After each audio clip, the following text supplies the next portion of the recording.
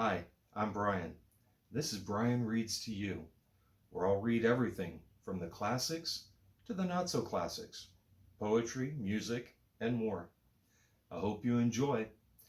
Today we're going to be reading Princess Sophia by Brian K. Eddy, with illustrations by The Horses.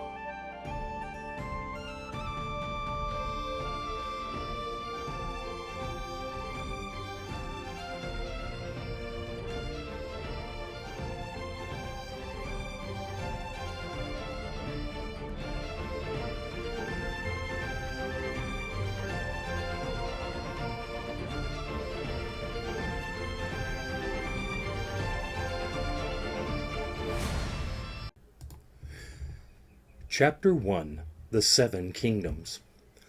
Long, long ago, in the far-off kingdom of Pacomma, the people were unhappy. Their king was a mean, cruel man.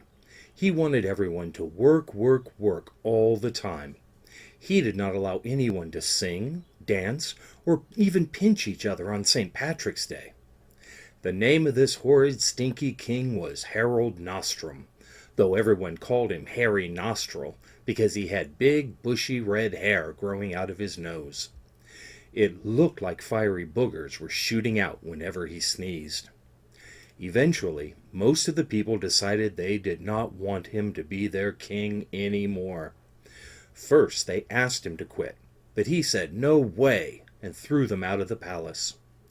Then they told him he had to quit, but he yelled, "No way!" shaking his red hair like a lion. Finally, the people returned with all the knights and told him, "You are no longer our king." Hearing this, old Hairy Nostril screamed, "No way!" and blew great big red fire boogers at them. The leader of the people, whose name was Pacomma, wiped the boogers off his face, showed them to the king, and said, "This means war." After many years of ugly, terrible battle, King Harold was deposed, and he fled to the eastern lands far, far away. The people now had to choose a new king. Some wanted Pacomma, others wanted the son of Harold, or someone else, or no king at all. Pacomma was very wise and gathered the leaders of all the people around. "Let us not fight any more," he said. "We are all one people. You are my brothers and sisters, cousins, second cousins, third cousins, aunts, doctors, roommates." All the people smiled. "Let those who wish to follow me gather in one place. Those who want Harold's son Bloda can go to him at the western shore. Choose your own leaders, and let us have peace."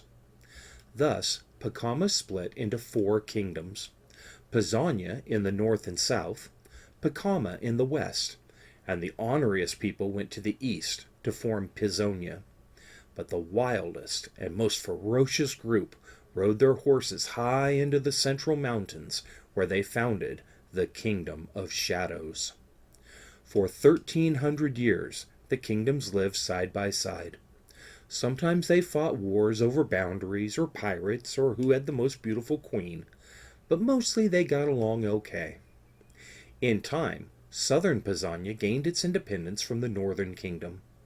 The people of Pacomma continued to be angry, rude, and just plain mean, so that they split into northern, central, and southern lands. Thus were founded the 7 kingdoms. Each kingdom made something special that the others wanted to trade for. North Pacomma had vast fleets of boats that brought in all the fish you could imagine. South Pacomma boasted of mighty forests, which they took care of and tended wisely so they never ran out of wood for building. Pacomma grew the most delicious foods you have ever eaten. The 3 kingdoms of Pacomma had hundreds of deep mines which gave them gold, silver, diamonds, and every other valuable mineral or metal. However, the most mysterious of all was the kingdom of shadows, who raised the best horses anyone had ever seen. No one understood how they did it way up in the high, cold mountains, but everyone knew that a shadow horse was very, very special. Chapter 2. The Mystery. Our story begins a few days before the 15th birthday of the Crown Prince of North Pisanna. The king gave him responsibility for the 3 castles that guarded the Great Circle Road. It ran through 6 of the kingdoms, all the way around the mountains, which stood in the middle of the land. Prince Calvin, for that was his name, was excited.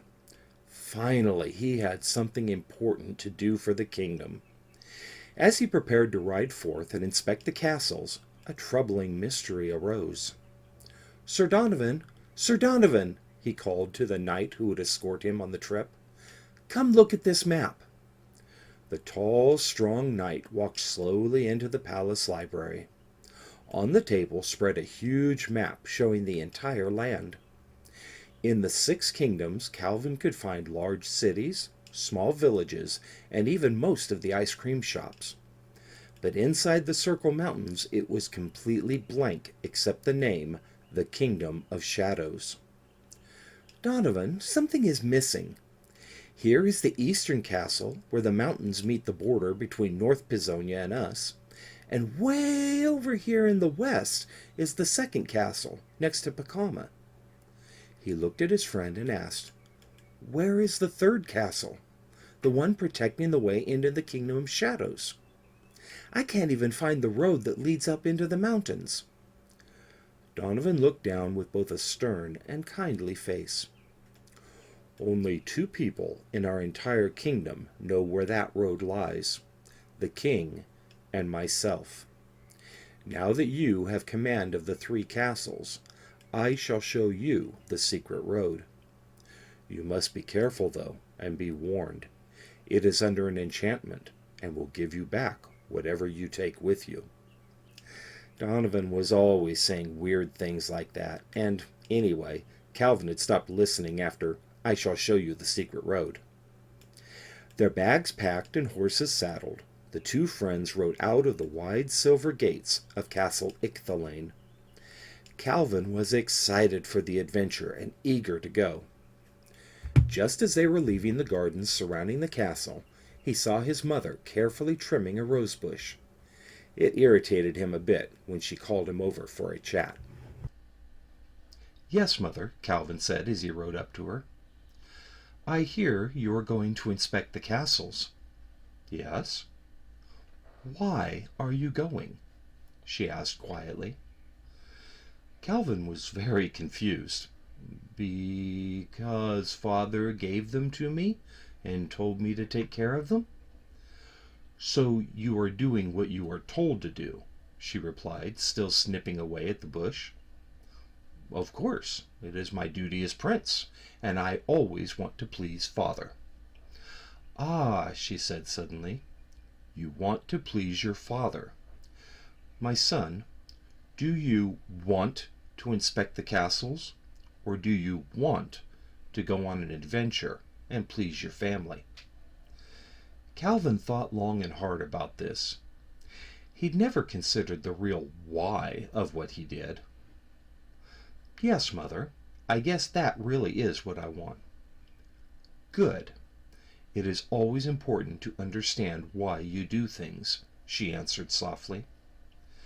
Not once had she looked at Calvin, and soon changed the conversation. "Did you know that everything has needs? This flower, for instance. It needs good soil, rain, sunlight. Without those, it will wither and die, just like that bush over there in the shade. Always remember that. Everything has a need." "Okay," he said, confused. Finally, she looked in his eyes and smiled. "Have fun. Listen to Donovan. Remember, I love you. and don't go chasing any dragons. The two friends had a wonderful time on their travels. It was a warm, clear summer day. Calvin rode his favorite horse, Neighbor, and Sir Donovan told many stories about the history and glory of the six kingdoms. He spoke of adventures in the deep, dark forests of South Pisonia, about wars with the other lands, and battles with wild, lawless pirates, and the strange, fierce creatures found in the mountains. However, not even this wise knight knew much about the kingdom of shadows. Their first evening on the road, after the sun said good night, but long before Calvin could, he turned over in his sleeping bag and asked his friend a question. "Donovan, some of the other knights were talking yesterday about dragons." He didn't really want to mention his mommy right now, since he was supposed to be mature and everything. "Are there any dragons where we're going?" Sir Donovan looked kindly at his young lord. He could see how scared Calvin was, and hear it in his voice. How brave to have held on this long before asking. Nothing wrong with that, thought Donovan. Only a fool isn't scared of a 100-ton flying lizard with 20 razor-sharp claws, 50 spear-like teeth, who kills knights, eats princesses, and blows the hottest, stinkiest jalapeno fire breath you can imagine. I'd want to go hide under my bed. "No," answered Donovan, "and yes. Long ago, there were thousands of dragons all over the seven kingdoms. However, as people spread, they either killed or pushed out all the wild serpents.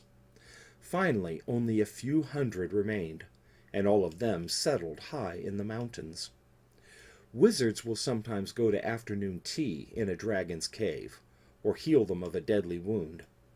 Knights still hunt them for glory, but rarely come home uncooked." Donovan sighed deeply.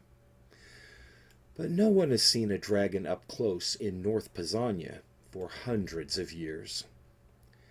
Calvin stopped chewing on his lip, tore his eyes away from the large winged shadow on the moon, settled deep into his pillow, and started counting sheep as they floated by in the talons of hundreds of hungry dragons.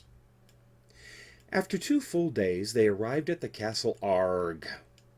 It wasn't very big or pretty, just cold and gloomy, and nothing inside but a single empty ice cream container. The only nice thing about Arg was a wide moat that flowed around and around in circles like a lazy river. Calvin liked to float in the water and splash the knights who guarded it. Arg was a very old castle from the very first years after Pacomma divided into 7 kingdoms. Back then, a person who built something was called a wright. So shipwrights built ships, and wheelwrights built wheels. Often their job name became their family name, like John the Baker became John Baker. This particular castle wright was called Frank, and soon Frank Wright. He was famous for designing very unusual castles that were not always pretty, but very defendable. Arg was like a bunch of boxes stacked on top of each other, just underneath a huge waterfall coming off a cliff of the mountains. The water crashed on top of the castle and then flowed in 100 waterfalls off all the different sides of all the boxes. Eventually, the water collected in that moat and then wandered off to the west, looking for the sea. You might wonder how Arg got such an unusual name. I did too. So I asked my grandfather. He said that when Dinky, the queen of Pacomma, came to see it, her pet rabbit got so scared of all the water it bit her, and Dinky screamed, "Arg!" Crown princes enjoy very little time to play, and soon they had to leave Arg and go back on the road. After checking that all was well and supplying the guard with enough ice cream and cake to keep everyone happy for a long time, they left on the long ride to the east. Calvin was very tired and very, very happy when they arrived at the castle Glug Glug, on the border of North Pisonia and North Pisonia. After riding for 3½ days, even his eyelashes were saddle sore. Glug Glug held a special place in the history between these two kingdoms. 200 years ago, the king of Pisonia, Buffont, had his architects construct a magnificent new castle on the Great Circle Road. It was tall, large, covered in gold and silver, with diamonds and emeralds and rubies galore. In the morning sun it shone like fire, and moonlight made it look magical. They only made one tiny little mistake. It was 17½ feet over the border with Pisonia. The king of North Pisonia, Bob, did not want to lose any land to Pisonia, but he did not want to go to war either. Buffont could not move the castle, he did not want to give it away, and he certainly did not want to go to war with his second cousin. So how do you think they solved the problem? They decided to have a test of strength, and the winner would keep the castle. All their wisest advisors thought and thought and thought and thought about what kind of test to have. Finally, the personal chef to Buffont and the best maker of cookies in the whole land gave them the answer. She said, "I have a special recipe for lemonade. We only give it to the dragon that comes down from the mountain every month or so because his fire gets cool. This lemonade perks him right up. Whomever can drink the most without spitting it up or bursting into flames will be the winner." All agreed, and the chef made them an extra strong batch just to make sure there wasn't a tie. Buffont went first. He lifted the golden, smoking goblet of lemonade to his lips and swallowed one mouthful. Glug. His face turned red, then green, then blue. His lips began to purse until his mouth disappeared entirely. He could not drink any more. In fact, he could not even open his mouth for 3 days. "All hail King Buffont!" his people cried, for no mortal had ever swallowed a full mouthful of dragonade before. Surely they had won. Then it was King Bob's turn. Slowly he poured in a big mouthful of the golden liquid, took a deep breath in through his nose, and swallowed. Glug. The sour went through him, curling his fingers and toes. His tummy was on fire, and after a few seconds he belched a massive fireball, singeing a nearby tree. Immediately his mouth also pursed into a tiny, almost invisible hole. "Ha ha ha!" laughed the Pisonians. "You'll never get any more into your mouth."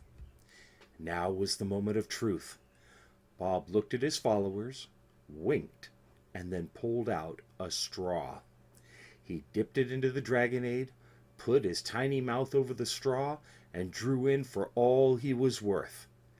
Then he swallowed. Glug. At first he cried, then he wailed. Slowly all the hair on his head turned yellow, but he did not spit it up, nor did he explode. Bob had won. He named the castle Glug Glug in honor of his 2 swallows, and never drank lemonade again.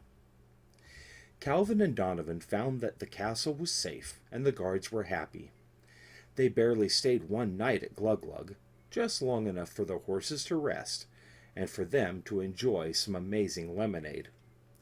After a few hours' sleep, they were up while it was still dark and rode many miles before breakfast. Along the way, Calvin asked over and over again, "How will I know the secret road when I see it?" And, "Why are we riding west again? If it's back there, why didn't we stop earlier?" After hearing, "Are we there yet?" for the 42nd time, Sir Donovan stopped his horse smack in the middle of the road. "Calvin, I know you can't wait to visit the 3rd castle. I felt the same when your father took me there. Yet sometimes it is better to wait. Learn to be patient. Soon you will know all that I do about the castle vigilance. Calvin's mind raced with questions all that day, even as he and the knight rode on in silence. My father brought Donovan to the castle? Why? When? I'm responsible for it, and Arg, and Glug Glug. Was Donovan in charge while I was little? But it came to me because I'm the prince. Why did Donovan have command? And why is it called vigilance? Are we enemies with the Kingdom of Shadows? Are they going to attack us and we must watch them carefully? Calvin had a hard time being patient, but tried nonetheless. The trip had become boring, the mountains to their left, wide empty grasslands to their right, and the horizon before them that never seemed to move. Donovan urged them into a trot and covered a long distance by evening of the second day. A tiny dot appeared in the distance.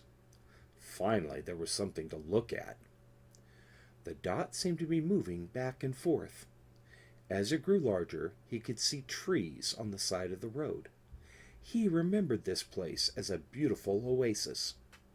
A large stream flowed from the mountains and splashed under a bridge. It poured into the circle of fruit trees and formed a smooth, cool pond, deep enough for swimming. There was lush green grass all around for their horses to eat, and then relax their road-weary feet. The prince looked around and thought, this place is very special. It's perfect. Maybe too perfect. Almost magical. Donovan, he said slowly, using his deep grown-up voice, is the road here, somewhere? He looked all around, but only found grass to the north, a huge solid rock cliff to the south, and the great circle road in between. Donovan looked up from where he had prepared a sleeping spot and whispered, "In the morning, my prince, in the morning," and rolled over to sleep. Chapter 3. The Secret. Calvin was dreaming of his great big prince-sized bed at Ichthelaine Castle. It was warm and soft, with deep pillows and a butler just waiting for him to call for a morning cup of hot chocolate. Even the smaller but still comfortable royal beds at Arg and Glug Glug were nice. However, as he awoke at the rest area, with a root in his back and neighbor licking his face, Calvin began to think that adventures might not be as fun as Donovan had made them out to be. "Come on, my little princeling, up, up, up!" cried Donovan joyously. "We have only a few minutes before the secret is revealed." They were packed and ready, lickety-split. Breakfast was dried fish, bread, cheese, and fresh fruit from the surrounding trees. The apples were crisp, the cherries juicy and tart. They drank deeply from the stream running down from the mountains, and to top everything off, Donovan plucked 2 huge, weird-shaped fruit from a very small bush. Their horses were enjoying that fruit very, very much. "These are something special," he said with a wink. "Horse hearts. You will find them nowhere else in the 6 kingdoms." He held up the heart-shaped fruit with its green skin and blue dots. Calvin thought it looked more poisonous than delicious, but he trusted his friend and took a deep bite. If he didn't know better, Calvin would have sworn he was eating mint chocolate cotton candy. It was sweet and fresh and made his mouth laugh. The purple juice dribbled onto his fingers and stained them the dark color of his father's royal robes. "This is amazing! I've never seen them before. Where did you come from?" Donovan smiled and whispered, "A gift from the Queen of the Kingdom of Shadows. It has grown here for nearly 400 years. They have many different fruits and vegetables up there. One must be careful of eating too many. They can change you." Calvin was growing too excited to worry about what that meant, for they were finally crossing the road and headed for the secret path. Before them stood a huge wall of black rock like polished marble. Calvin could not see the top, it was so tall. Not a single crack marred its surface. "How?" he began, but Donovan shushed him. The sun was rising, and as the first beams crawled down the face of the cliff, a shape began to form. The light was reflecting off a certain area of the rock. Calvin leaned to one side and the other, and the shape faded away. If he were even 2 steps from this spot, he wouldn't have seen the glowing arrow which pointed down and to their left. "Yes, Calvin, one must stand right here at this very time in order to see the arrow. But there is more." Donovan led the way down the small hill and right up to the very foot of the cliff. They dismounted, and Donovan began to feel the rock just where the arrow pointed. He laughed, took a step forward and sideways, then disappeared. Calvin jumped back in surprise. It was no less terrifying when Donovan's head reappeared without his body. "Come, my prince, here is the beginning of the path." Once again Calvin showed trust in his knight and stepped forward. There was a large crack in the rock that could only be found by touch. It all looked so perfectly smooth that you could not see it from 5 feet away. Someone on the road would never know it was there.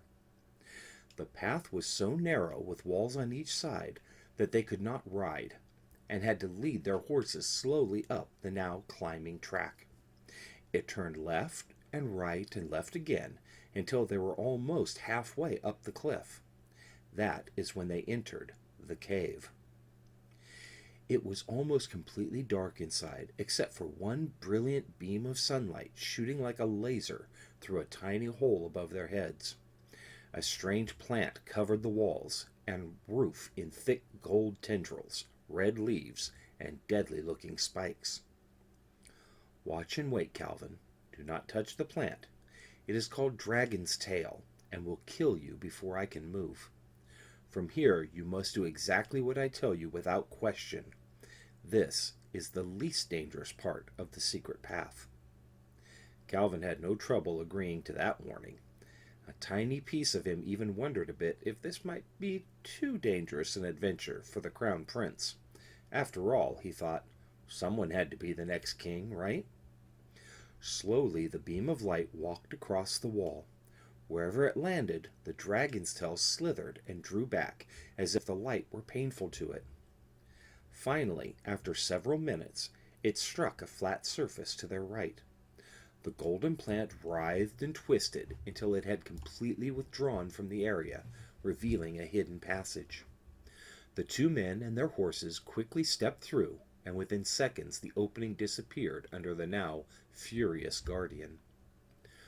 "Well, we have passed the first test. Well done, Calvin. The light will only open this doorway once a year on this very day. No one has found another way to get through. I guess real dragon's fire might burn the plant, but nothing else has ever worked." The prince spent a good deal of time wondering who had tried to get through the passage before, and what things they had tried. Images came to his mind of gleaming swords, powerful spells, even poisons. He hoped Donovan would share that story eventually. They had been moving silently for what seemed like hours, feeling their way along the pitch-black road. It was still turning back and forth and rising higher. Then Calvin saw the faintest glow ahead. Round the next corner was definitely some light. It even looked like daylight.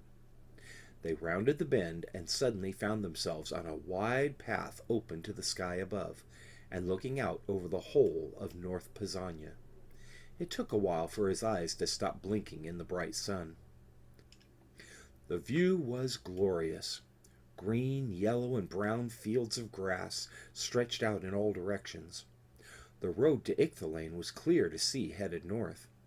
Small caravans of travelers crept slowly by 5,000 feet below.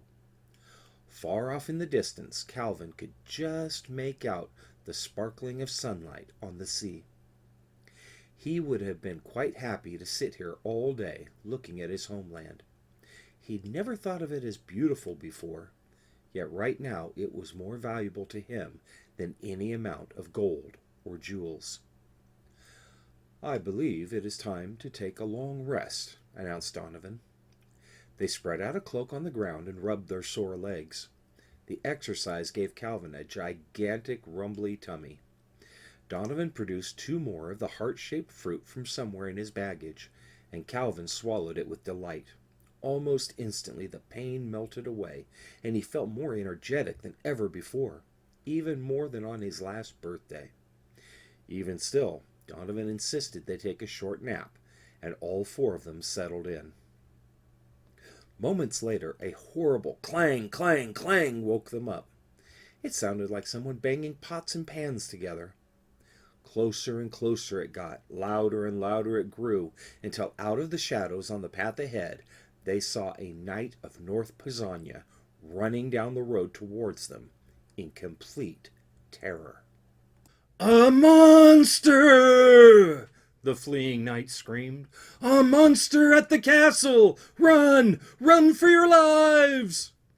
He passed by them in a flash of clanking armor, shot into the tunnel, and left behind only echoes in the distance. "Imagine that," muttered Donovan incredulously. "A Pisannian knight running from anything, and scared, too." Calvin's fear rose just a little, like some tiny creature in his heart that wanted to make him turn around and go home. Donovan's words did not help, for Calvin had always thought nothing, absolutely nothing, could scare a Pisannian knight. "So, Calvin, are you ready to help me investigate this mystery? We are going to the castle anyway, so I do not suppose it will take us far off our path." Calvin took a deep breath, and for the 3rd time that day, let Donovan's confidence lead him on. However, it did nothing to soothe the rapid beating of his own heart. The road up was now wide and sturdy enough for them to mount. Neighbors seemed excited to move forward, and they began to make very good progress. They had nearly doubled their height into the mountains when a familiar sound came rolling down the hill above. Clang, clang, clang, clang! From around the next corner came 2 knights, their cloaks flying behind them, helmets clutched in their hands. Both looked as scared as a turkey just before Thanksgiving. "Beware! Beware!" they shouted as they ran. "The beast and its pet have taken the castle. No one can stand before them." Calvin tried to ask what was happening. What was the beast?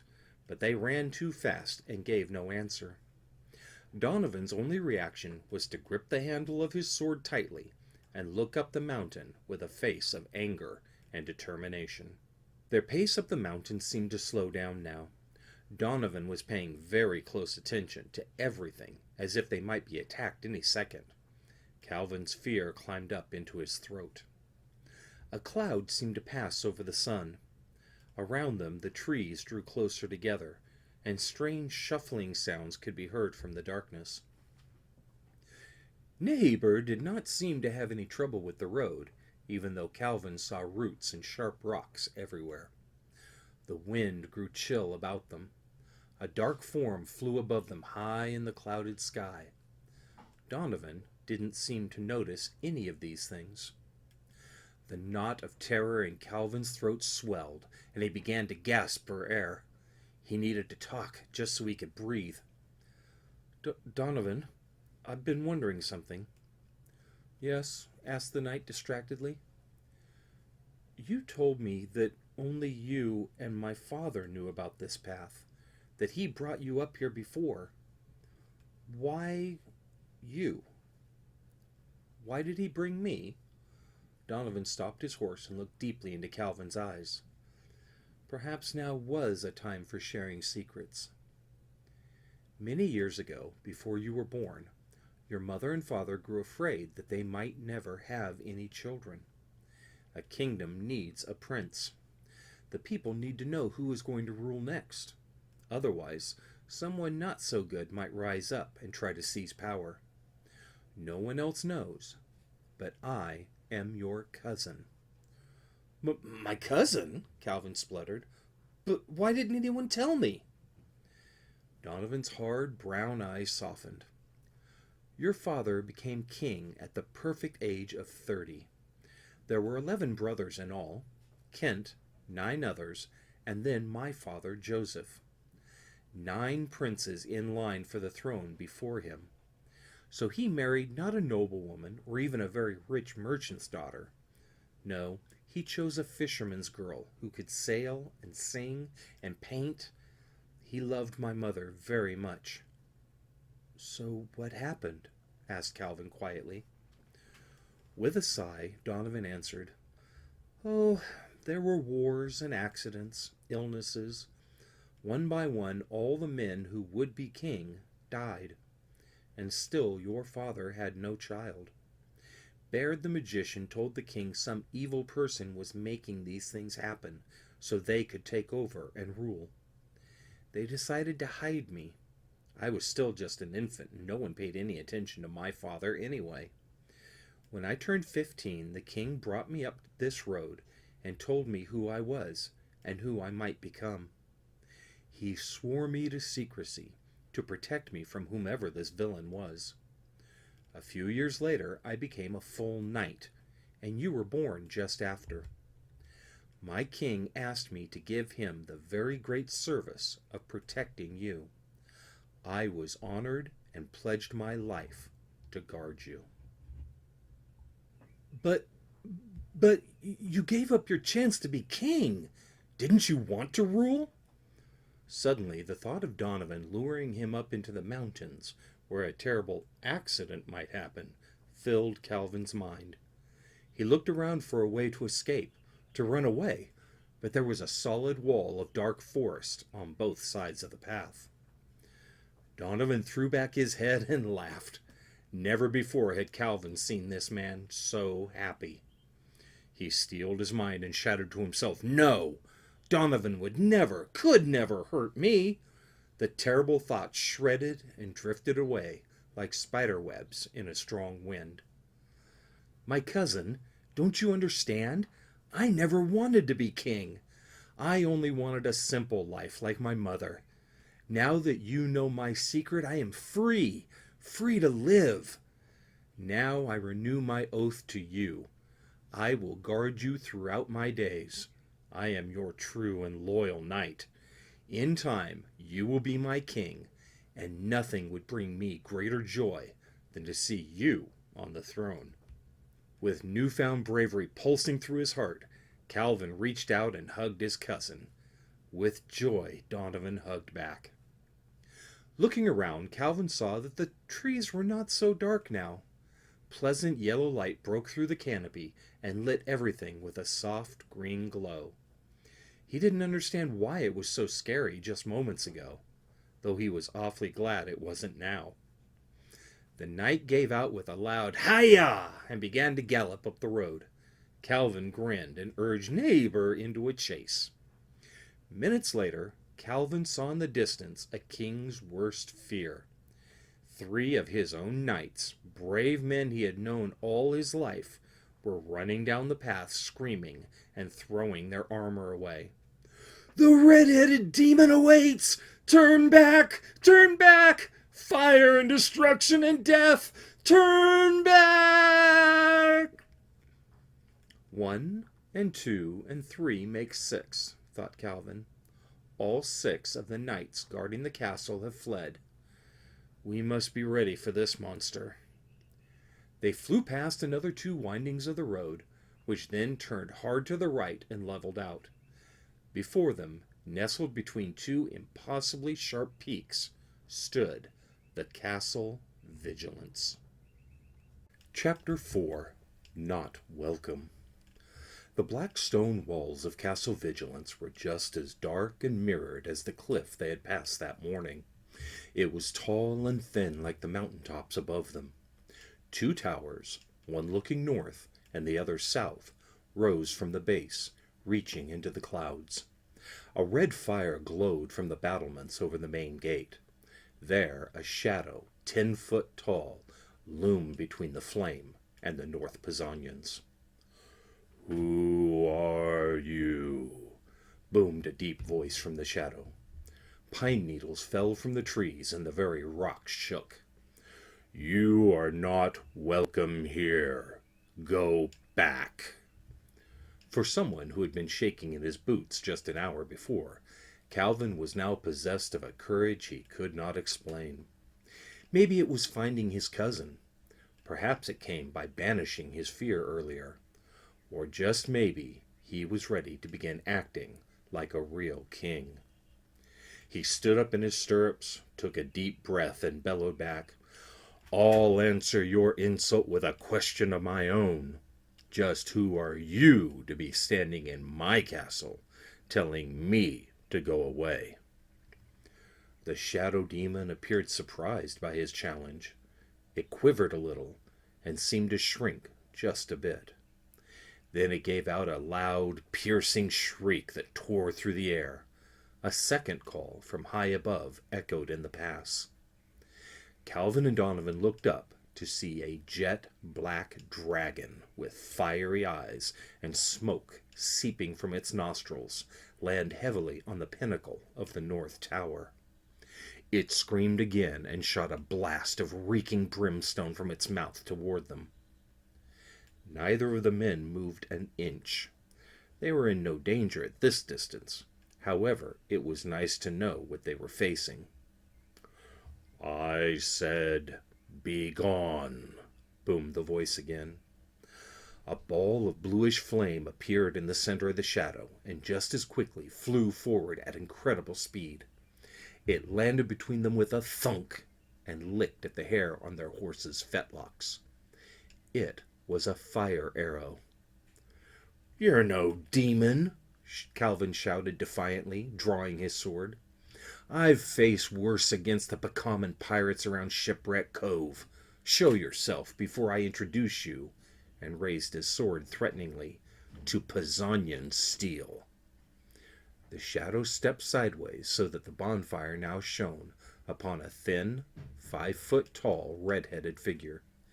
Its voice no longer boomed, but was clear and sharp as any blade. "I am Sophia, princess and heir to the kingdom of shadows, and this is my castle." She threw a fist forward, and her dragon launched into the air, shrieking. Clouds of fire burst in every direction. North Pisanyan knights held the respect of all warriors throughout the lands. Donovan the Bold had earned his nickname through countless battles, and though Calvin was not yet fully trained, he had spent his entire life learning how to fight. After all, kings were expected to lead their people in both peace and war. As if planned all along, they leapt from their saddles, whipped the broad shields between them and the oncoming beast, forming a wall of protection for them and their horses from the dragon's boiling belch. Red and green flames exploded around them. Calvin grimaced and leaned in, though driven 3 steps back by the force of it. Even Donovan gave up a foot of ground.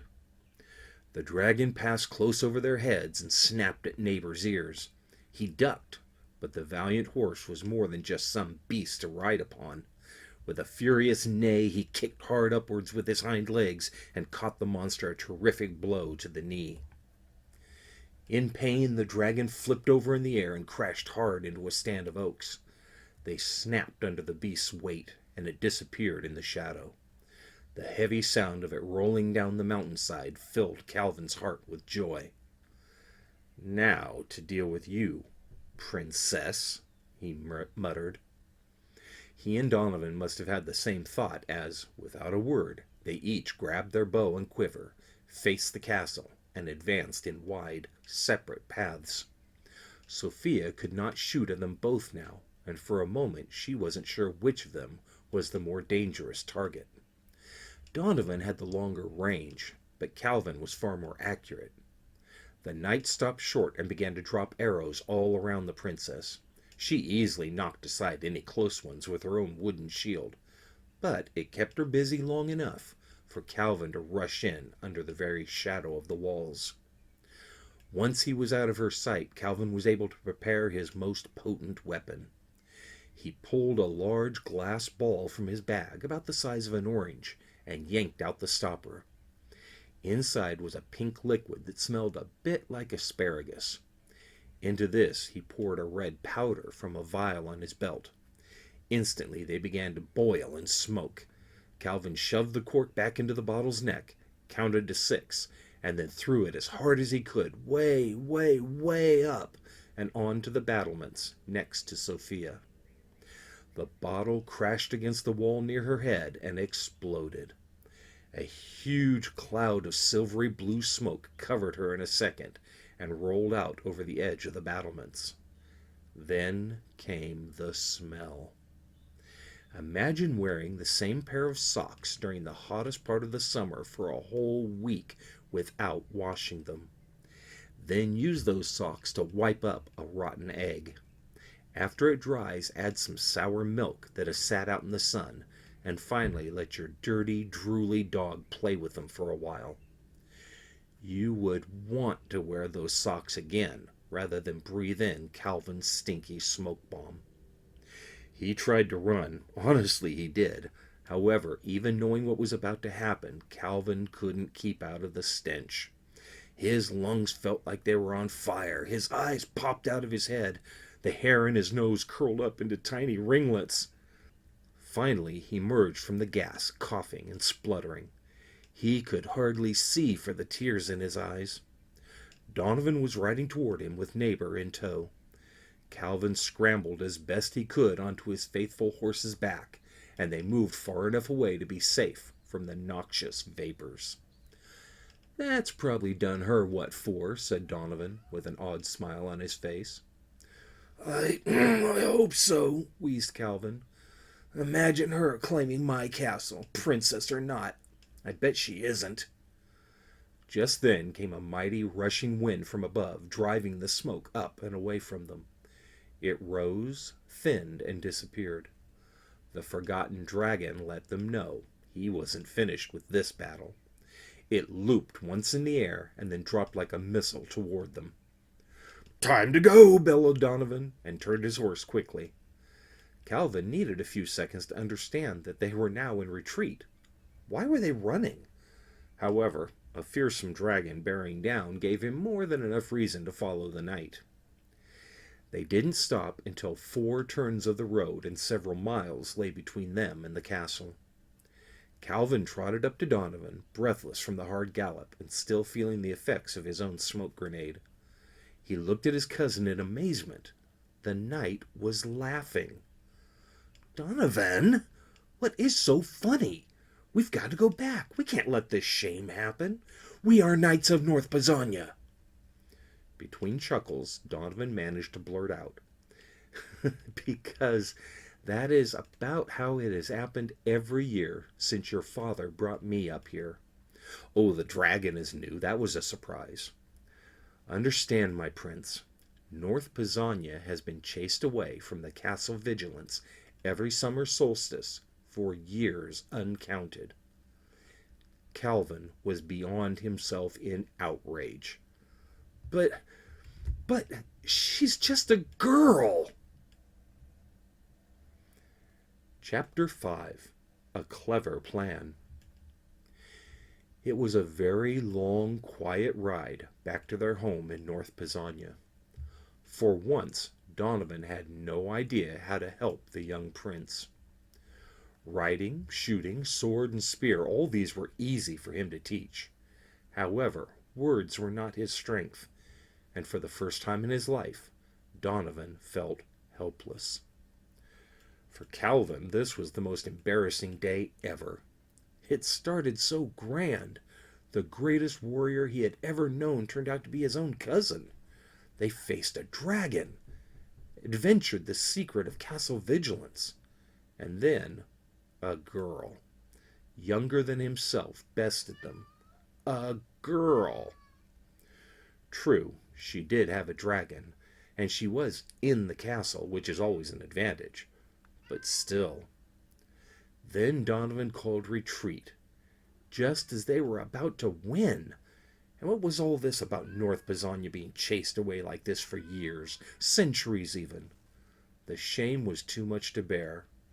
Calvin was miserable. The mountains had shrunk to small lumps behind them before Donovan tried again to reason with his lord. "Calvin?" "Yes, Donovan," he answered in a mumble. "Has your father ever told you why we always lose in that battle?" Calvin perked up. Maybe there was a reason for it, some explanation that would take away his dishonor. "No.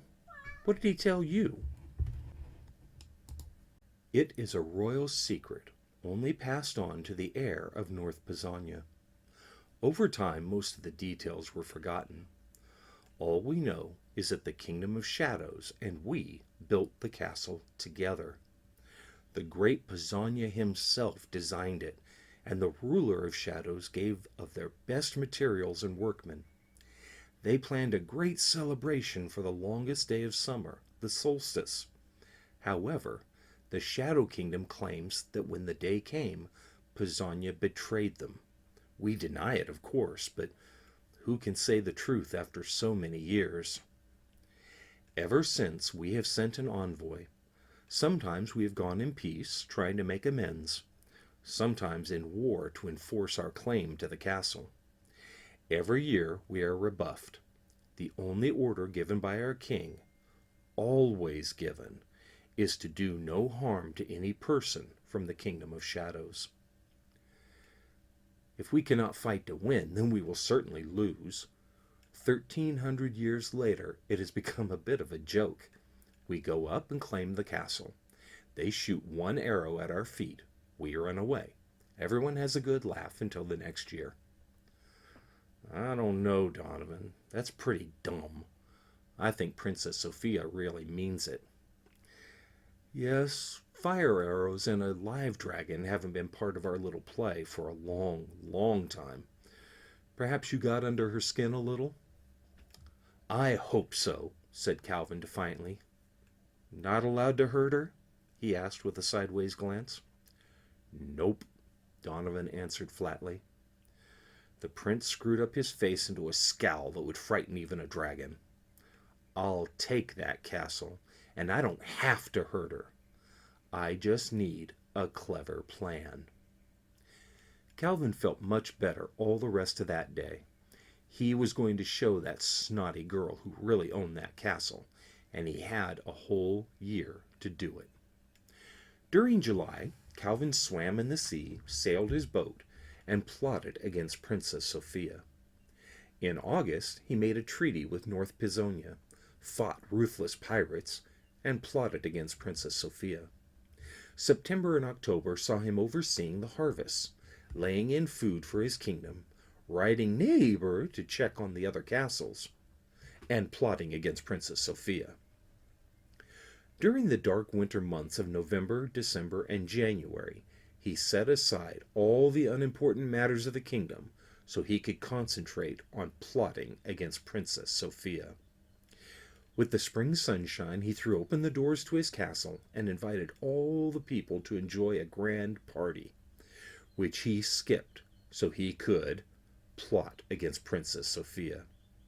And the warm summer days rolled in to find him finishing the details of his grand, clever scheme against Princess Sophia.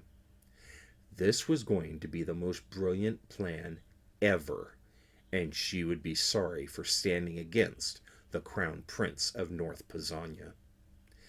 Calvin decided to set out on his birthday and head straight for the secret road. Winning that castle back would be a mighty achievement.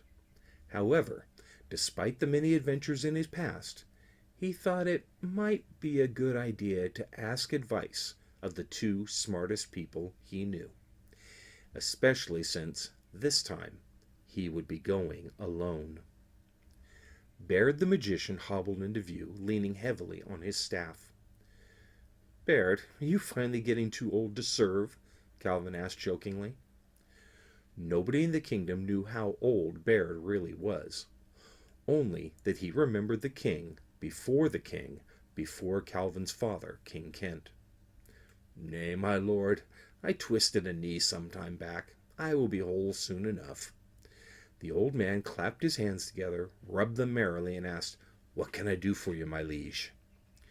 "Baird, I have an enemy, a bold, strong, fierce enemy. Do tell. They are holding one of my castles against me, and I wish to take it back. No worries at all, my lord. Your armies are strong, your generals are smart. I can give you a dozen clever plans to ensure your victory. Who is your enemy? Which castle? Calvin leaned in close, almost whispering. The Princess Sophia of Shadows is her name, and she occupies the castle Vigilance. Baird answered without even having to think. No hope, not a chance. Give up now and go enjoy the rest of the summer. I heard that Chef has created a new flavor of ice cream for your birthday, Whippleberry. I'm serious, bellowed Calvin angrily. Baird remained perfectly calm. So am I, my lord. That castle belongs to... The magician stopped mid-sentence and gazed past the window out to the sea, as if he could read something in the waves, or hear whispers on the wind. He stroked the long curly hair of his beard and wiggled his ears thoughtfully. Though it may be time, he said to no one at all. Yes, he could be the one. Baird snapped to attention and looked closely at Calvin's face. Perhaps, finally. We've waited so long for the prince who could heal this wound. Calvin felt a little weird, as if Baird were talking not to him, but about him, to a crowd of invisible, long-gone wizards. I will help you, he finally announced, and shuffled out of the room, cackling like some tiny, green creature of legend. Calvin stared after him, dumbfounded. Well, help was that? He called after Baird, but by now Calvin was very much alone. Calvin's frustration with the wizard had grown to the point of actual anger by the time he left the castle doors and headed out the grand front path. Who was he to talk to me like that? Calvin fumed. He's just a servant, after all. I'm the prince of the realm. I deserve more respect. Practically an adult. In the distance, he saw his mother once again working in the gardens. He strode up behind her and said in his most magisterial voice, Constance, I'd like to speak to you. The queen, kneeling on the ground, sat up. Her entire body became rigid as she dropped her small shovel and slowly turned her dirt-smudged face toward her son. What did you call me? She whispered in a steely tone tinged with poison. The prince stepped back as if stung by a bee. His tone changed abruptly. What I mean was, hi, Mother, how are you doing? I see you're working in the garden again. That looks like fun. Would you like some help? And may I talk to you about something like love you? The queen's jaw jutted forward an inch and her eyes sharpened to needles. What evil plan are you up to, Calvin? Not evil, Mother, not evil, he said quickly before a wicked smile spread across his face. Clever. With you or your father there is no difference, she said, a grin finally breaking the hard look. Tell me your plan, and don't leave out any details. After a full 20 minutes of breathless excitement in which he talked about pulleys and winches, how to make rain, the characteristics of the common newt, why ice cream melts, and where he could get 6 cats, Calvin finally finished explaining his clever plan. Constance had to agree that it was brilliant, if a bit complicated. There was no doubt in her mind it would work. However, she had no desire to go to war with South Pisanna, or to have to eat stewed frogs twice a week, both of which were sure to happen if Calvin followed through. So she offered an alternative. Son, have you shared this plan with Baird or your father? Calvin looked at the ground and did not answer. I see, she replied. And why not? Because they wouldn't like it. Why? The prince glared at her defiantly, then said in a mocking voice, Father always says, talk when you can, fight when you must, never start the war, end it as soon as possible, show mercy always. But the shadows have held our castle for 1,000 years. It's ours, and they don't own it. And she shot arrows at me, Calvin finished with a rush of fury. Queen Constance gazed at the boy. He wanted so badly to prove himself a strong man, wanted to be a leader. He wants to be a good king, she thought, so like his father. I can trust him to do what is right. She smiled at Calvin, gave him a hug, and then looked deep into his eyes. I'm sending you up to Castle Vigilance now. I want you to think about your brilliant plan, then ask yourself, what does royalty want more than gold and silver, more than castles and land? When you can answer that question, then you will know what to do. As far as Calvin was concerned, the adults were no help at all. His mother's advice to think about it was nothing more than he had been doing for the last year. He'd been thinking and dreaming and plotting against that snotty little girl for so long now that he couldn't stop thinking about her. And the wizard? He was clearly insane. Nothing he said made any sense at all. So Calvin saddled up Neighbor, and with mounting excitement began the 3-day journey to Castle Vigilance. His anticipation grew and grew until it burst out of him. Everyone has a secret talent, something they love to do, but are kind of afraid to show, just in case they aren't really that good. For Calvin, it was singing, and out here, miles and miles from anyone, he shouted for joy. I rode out on a mighty quest to show the world which land is best. To vigilance, and take the castle back from her, that proud and haughty red-haired girl. Oh, vigilance, you're mine today forever. In the little garden at the foot of the mountains, he gathered all the horse-heart fruits he could, and then began his long upward climb. Neighbor was happy to stretch his muscles, and they practically flew. In less than half a day they were making the last turn on the castle road. As the dark twin towers broke into view, Calvin was inspired with another verse of song. Spied the fortress dark and tall, my victory come, her claim did fall. At vigilance, my clever plan you may suspect was to show her no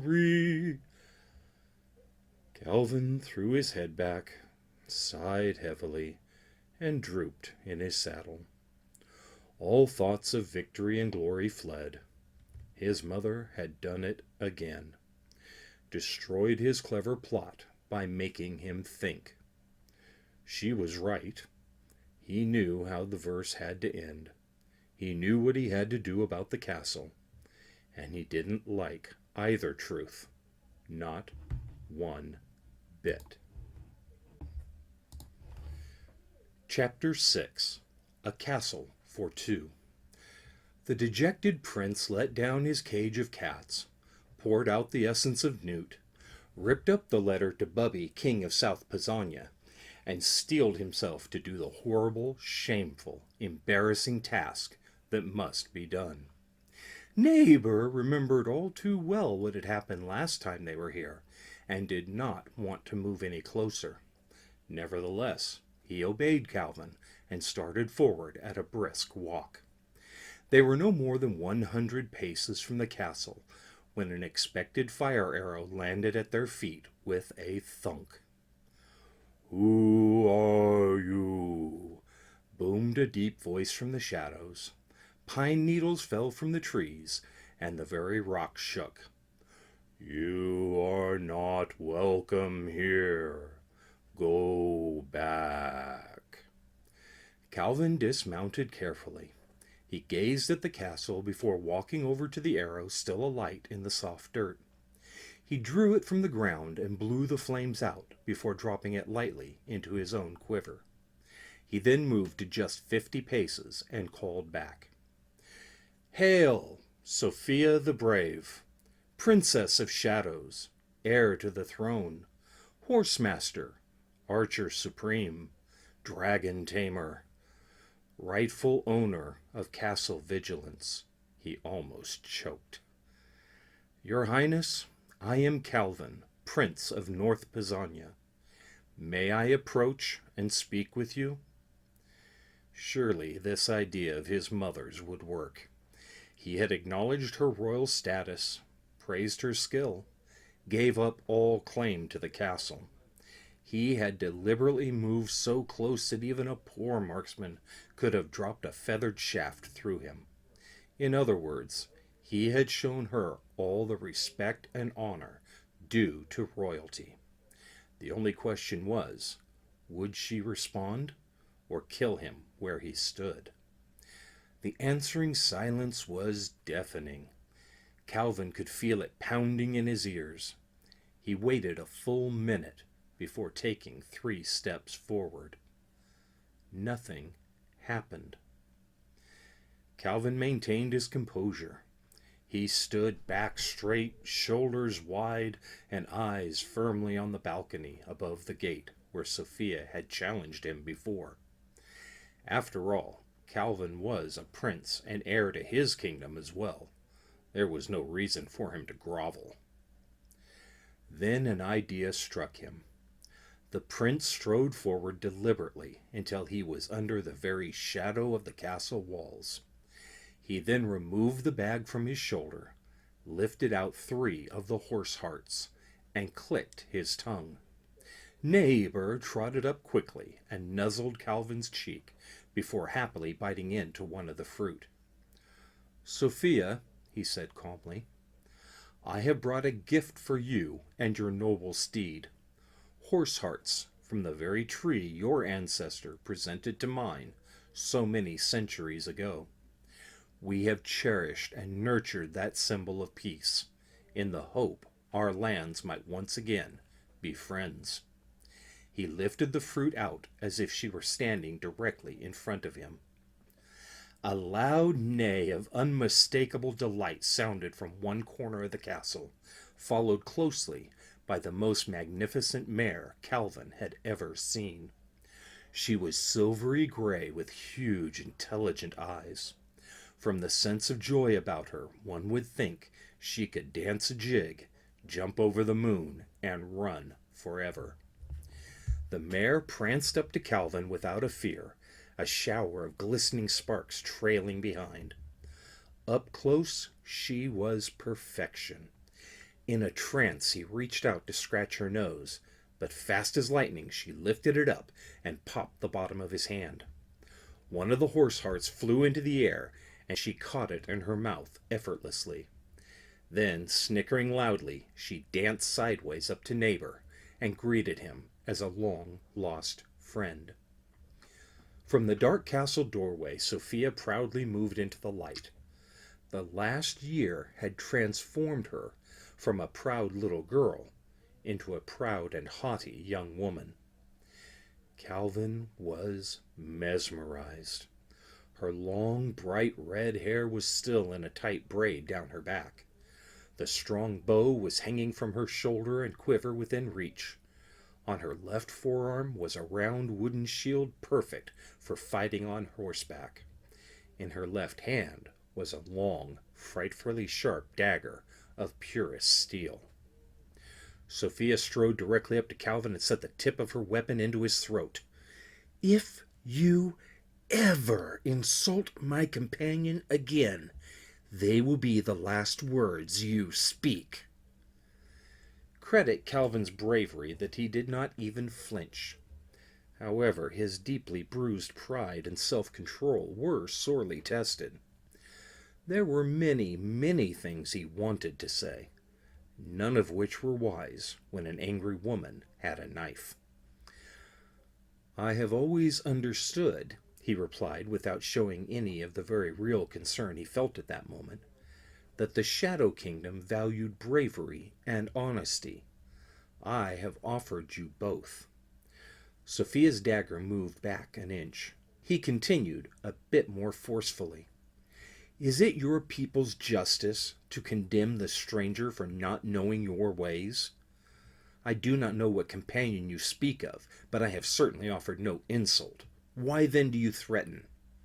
Calvin saw the hesitation flicker in Sophia's eyes, and knew he had scored a point. Yet, rather than answering him, she directed the next question to her horse. "Andromeda, do we forgive this," looking him closely up and down, "man?" The silvery mare stepped over, took a long, deep sniff of the prince, whacked him in the side of the head playfully with her nose, and then sidled backwards while nodding. Sophia looked downright disappointed. "Andy, are you sure? I really want to kill this one." Andromeda shook her head vigorously and stepped between the royals. The princess peeped over the mare's back and spat out, "Fine, we forgive you, this time, but never let it happen again." She turned so quickly that her braids swung up and around to slap Calvin in the cheek. He was getting very tired of being hit in the head, but his time would come soon enough. Sophia had moved all the way to the castle gate before turning. "Well, are you coming or not?" For the first time, Calvin understood what it felt like to be a peasant. Without a thought, he obeyed her command and walked toward the dark entrance. Just before going inside, he called out to Neighbor, "Try to be friendly, will you, boy?" "But not too friendly," yelled Sophia from deep in the shadows. The main room of Castle Vigilance was large and round, with doors at both the northern and southern ends. In the center of the floor was a spiral staircase dropping down into darkness. The ceiling was 20 feet above their heads and ornamented with carvings. Calvin quickly recognized the story of Mother Earth and Old Man Sky directly above the north doors they had just entered. The walls and ceiling told the history of old Pacomma until the days of Harold Nostrum. At the very south end, above the opposite doors, a mountain arose from the destruction of war. Its summit reached the very center of the ceiling, and meeting there was the dragon of North Pisannia, entwined with the horse of the Shadow Kingdom. Calvin could not tear his eye from it, while Sophia looked at him steadily. "Do you know your history?" she asked snidely. "As well as you do, I'm sure," he replied acidly.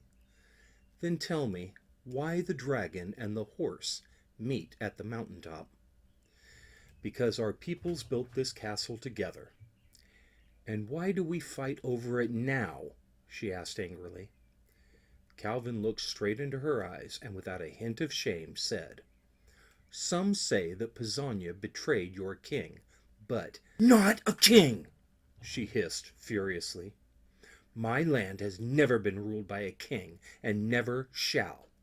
Queens have led this land by right and royal descent. I am the 72nd daughter from Sophia the First, heir of Harold Nostrum, and rightful ruler of all the 7 lands." The prince was very surprised at this. He was never told that old Harry Nostril had had a daughter. But Harold had a son. He ruled Pacomma after the war. He wasn't the eldest child. Sophia should have been placed on the throne once Harold was exiled. If true, then this very pretty young lady was his rightful queen. Calvin did not want to think about either of those things right now. "Some say that Pisannia betrayed your queen. We do not believe it. 1,300 years is a very long time to hold a grudge. That is why I have renounced my claim to the castle. I want there to be peace between us." Sophia did not seem to believe him, but nodded curtly anyway. At least she didn't have a dagger at his throat. "That is also the story passed down from our lore masters. We know Pisanio broke his oath. On the very day this castle was to be dedicated, he sent an emissary to proclaim his cowardly and dishonorable intentions. He would not attend the celebration. He would not meet with our queen to discuss why. Pisanio maintained his claim to ownership of this fortress, and worst of all, he renounced all friendship with my land. Calvin was shocked. But surely you know why he did this. What was the nature of his oath? Sophia turned her acid green eyes upwards into Calvin's face, but there was disappointment there. I was hoping you knew. It was a personal covenant between monarchs. Sophia only spoke of it once. Her commands were never to harm a citizen of Pisanio, and he was never, ever to have the castle. We have kept guard ever since. An honorable duty, which you have kept well, he replied kindly, and now he meant it. For the first time, Calvin thought he saw thankfulness in Sophia's eyes. Chapter 7. Learning from the Past. Sophia watched the prince carefully as he examined the carvings. For 3 years around each summer solstice, she came here to guard against the Pisanian invasion. A week at a time with nothing else to do but explore this single room and the central staircase. The decorations were not interesting to her anymore. Calvin, on the other hand, was very different from any man she had ever met. He was tall for a 16-year-old, thin but not skinny, and likely to grow into a large, strong adult. She found him to be intelligent and worthy of a little respect. His face was more round than oval, but in a way that made him look kind rather than childish. There was something fascinating about his smile, and how his eyes lit up each time he discovered a new story in the carvings. Sophia found herself smiling in return, and it felt nice. "Pisanio," she called to him. "Yes, shadows," he said back with a chuckle. "Would it hurt so much to call me Calvin?" Sophia wasn't sure she wanted him to use her name just yet. After all, she was going to kill him half an hour ago. "When you've finished gawking at the pretty pictures, I need you to do something." "And what is that?" She beckoned with her hand and moved toward the central staircase. There were at least 6 turns, and by halfway down the light was almost gone. Sophia pulled a wooden torch from her bag and made to light it with a flint. "Hold up," said Calvin quickly. "I've got something way better." He reached into the small pouch at his hip and removed 2 tiny glass jars. Each was half full of clear liquid. He unstoppered them both and poured one into the other. A tiny wisp of smoke appeared, and he just as quickly plugged the jar again. He shook it once, twice, and it began to glow with a brilliant white light. "My wizard Baird created this. Instant light that will last for 3 hours. Of course, after that it blows up."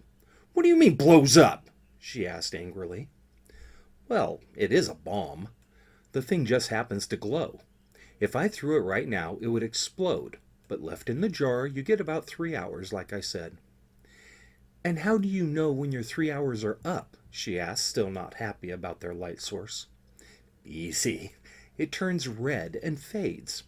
Then you've got about 30 seconds, and you better throw it quick." She scowled at him, but had to agree the light was much better than her torch. They hastily moved to the bottom of the stairs, where they found a single door, carved with the same emblem of entwined horse and dragon. Sophia first pushed hard on it, then pulled on the handle. It didn't budge. Then she looked at Calvin and gestured for him to try. He handed her the glowing orb and took a mighty tug on the door. Nothing. He pushed with all his might. Not a quiver. Sweat began to pour down his face, and he realized this entire area was very, very warm. Calvin wiped his brow and leaned against the door to rest for a second. At the same time, Sophia had pushed again on the crest. As if by magic, the door sprung open, Calvin fell in onto the floor to the princess's great amusement. "Ha, ha, ha," he said snidely. He leapt up to his feet and looked closely at the open door. Magic. Very old magic here. It took both of us to open it. Maybe because we both built the castle? Sophia nodded knowingly. Truth was, she had no idea. Magic had always scared her. Only the queen's sister was allowed to study with a wizard. Becoming a witch did strange things to them. By the lighted bottle, they were able to explore this new room. Sophia told him that no one from Shadows had been through that door for hundreds of years, maybe even 1,000. Before them opened a large square space, larger than the room above. In each of the corners was an open chamber, and on each side was a strong wooden door. Exactly in the center was a metal disc, 6 feet wide, once again of the dragon and horse, with very old script around it. Above it in the roof was an opening like a chimney. It did not take them long to find that the chambers were guard rooms and armories, a kitchen, and a pantry.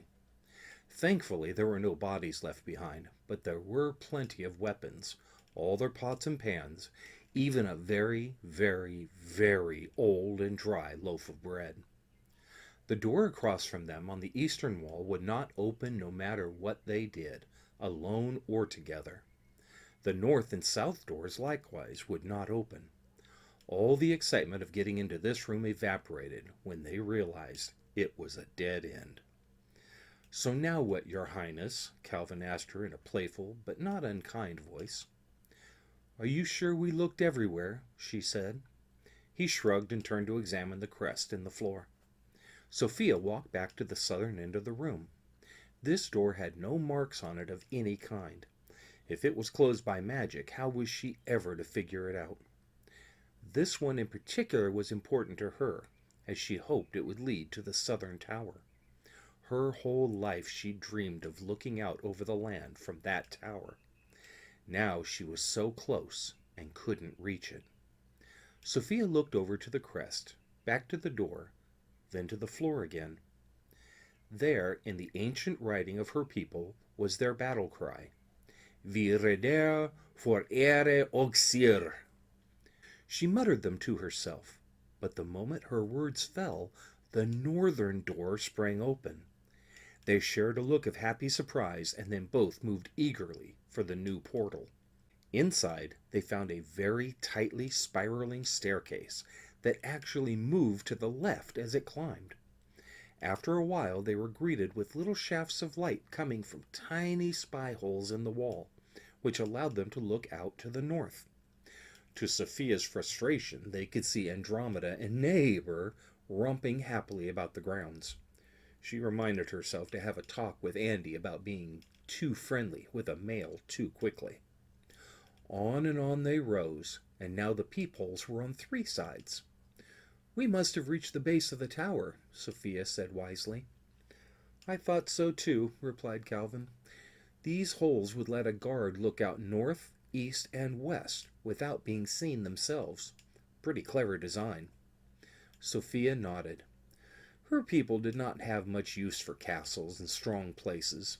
They liked to fight in the open on horseback, where they could overwhelm the enemy quickly.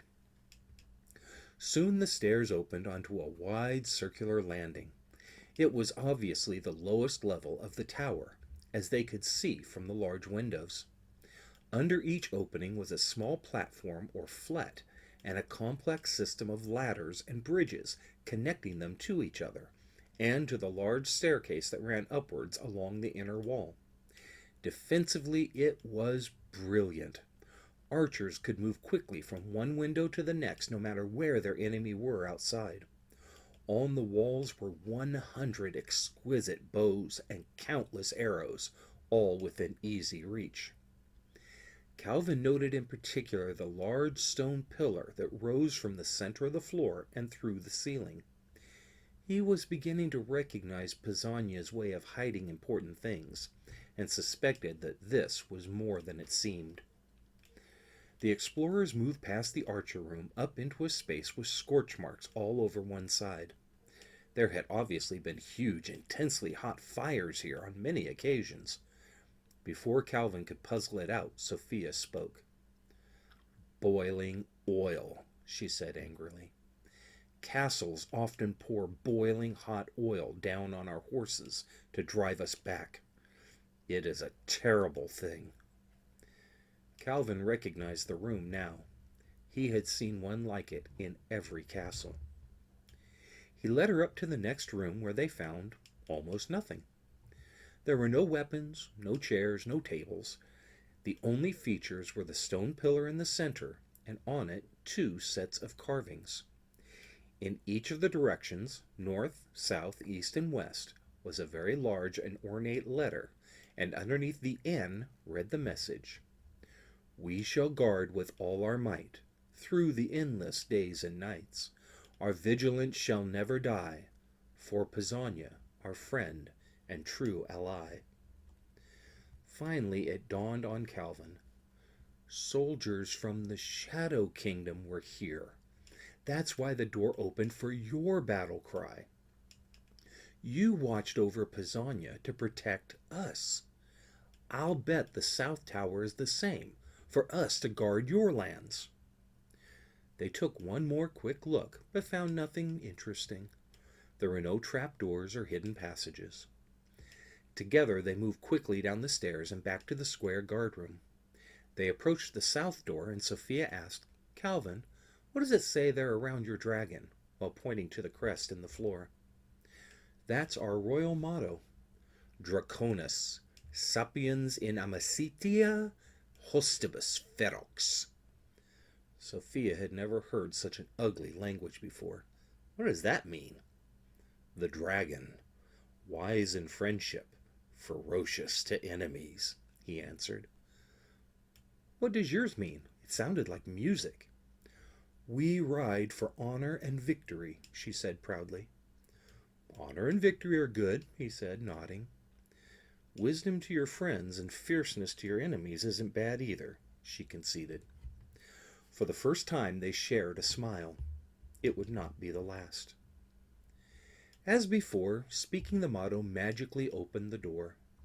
They searched out the southern tower and found it was exactly like the northern one, except there were no burn marks in the oil room. Sophia said it was because no one had ever attacked the castle from the south before, though it had suffered assaults many times in the first 100 years. Sometime around 175, after the fall of old Pacomma, there was a long peace, and the secret of entering the towers was forgotten. Until now. They did see one very odd thing, though. Suspended between the towers was a huge stone cauldron. Into it flowed a stream from the mountainside. Just before it overflowed, the cauldron would tip over, and all the water poured down into a drain directly below it. Neither Sophia nor Calvin could even guess what that was all about, and it occupied their minds to no small degree. Sophia spent a good long time looking out the window over her beloved Shadow Kingdom. It was a wide green valley nestled deep between the tops of the encircling mountains. She could see everything from the rivers to the great lake, and even her home, the royal stalls. Believing they had discovered all there was to discover, they went back down to the square room and made for the exit. However, just as Calvin stepped on the crest, he heard a small echo. He stopped and looked closely at the floor, stomped on the crest.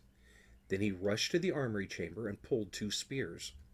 Tossing one to Sophia, he put the tip of his into a small hole in the floor, slid a helmet under the shaft, and pulled down with all his might. The edge of the metal disc rose several inches. "Quick," he said, "put your spear under the edge." She did, and then together they pushed down to lift the crest even higher. A blast of hot, stinky air hit them from the hole below, and as they jumped back, the plate fell sideways, coming to rest on the floor. Before them was a well so deep that it was completely black. On the wall at their feet was a ladder built into the stone. He grinned at her. "Ready for another adventure?" he asked. She grinned back and started down the ladder. Chapter 8. If Only I Could. Their descent seemed endless. Rung after rung they descended, and still nothing changed. By the bright yellowy light of Calvin's bottle, they could see the smooth glass-like walls all around them, and about 20 feet up or down. "How much further do you think?" asked Sophia. Privately, they were both happy there was no tremble of fear in her voice. "We can't go on forever. I say another 100, if you aren't too tired." His friendly jab was answered by Sophia grabbing his foot and yanking playfully. She didn't actually want him to fall to his death. Well, not anymore. However, she upset his balance just enough that both his feet came off the metal bar. He slid down and banged into her. She lost her own footing, and together they sped down the well, clutching desperately to the rungs flying upward. They managed to slow themselves just enough that when they hit the floor with a splash, 2 seconds later, it was only to a few bruises. 2 feet of very warm water had instantly soaked them to the skin. "What do you want to do that for?" Calvin spat. His words were like a whip to her. I'm sorry. I didn't mean to make you fall." Now the shoe was on the other foot. Just as Calvin had felt like a peasant when she ordered him into the castle, Sophia had never apologized to anyone but her mother and a few select teachers. It was a new sensation she did not really like. Overcoming her pride, though, was a very real fear that Calvin could have been seriously hurt, and regret that she could have caused it. In a steadier voice she said, "Calvin, I am very sorry. That was a stupid thing to do. Forgive me?" Where were these words coming from? Stupid? Forgive me? Should a princess say such things to anyone, even a prince? However, she could not deny that she meant every one of them. "Are you okay?" he asked gently. He reached down and took her under the arms. Sophia was shocked at how strong he was as Calvin lifted her to her feet and began to brush the water from her tunic. Thank you," she stuttered as he wiped a smudge of mud from her face. She looked deep into his eyes and felt woozy. "Okay, that's enough," she said sharply to both him and herself. "Let's take a look where we are." Wisely, Sophia had tied the light bottle to a braided string around her neck before starting to climb. It was safe after the fall, and now she lifted it to examine the space around them. The well was 10 feet wide and perfectly smooth. The floor was of metal and shaped like a cup. It rose up the sides about 2 feet, and there were countless bolts holding it in place. Water filled the cup to the brim, then poured out into a rough tunnel. Sophia stepped up the ladder a rung and then hopped into the tunnel, with Calvin close behind.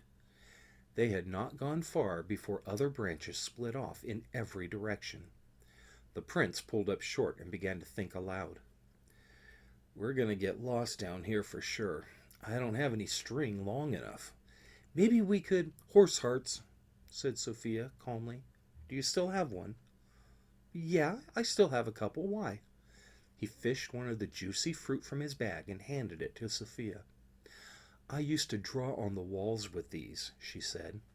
She peeled a small sliver of skin from the fruit and rubbed it on the tunnel wall leading back to the well and ladder. It left a huge purple smear that dried quickly. "That won't come off without a lot of scrubbing, believe me," she chuckled. "Brilliant," Calvin replied. Now they were making real progress, always taking the time to mark their exit with the horse-heart skins. They always chose the tunnel that went the deepest, and by sheer dumb luck found the 3 most interesting rooms in the dungeons. Their chosen tunnel ended in a flat stone wall covered in stars. Calvin studied it for a moment, smiled, and then thanked his mother and professor for making him study astronomy. "See this constellation here?" he asked, "just below and around the North Star? That's Draconis." Calvin traced the markings with his finger.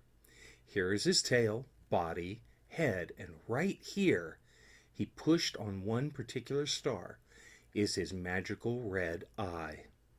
The wall opened before them, and Calvin looked smug.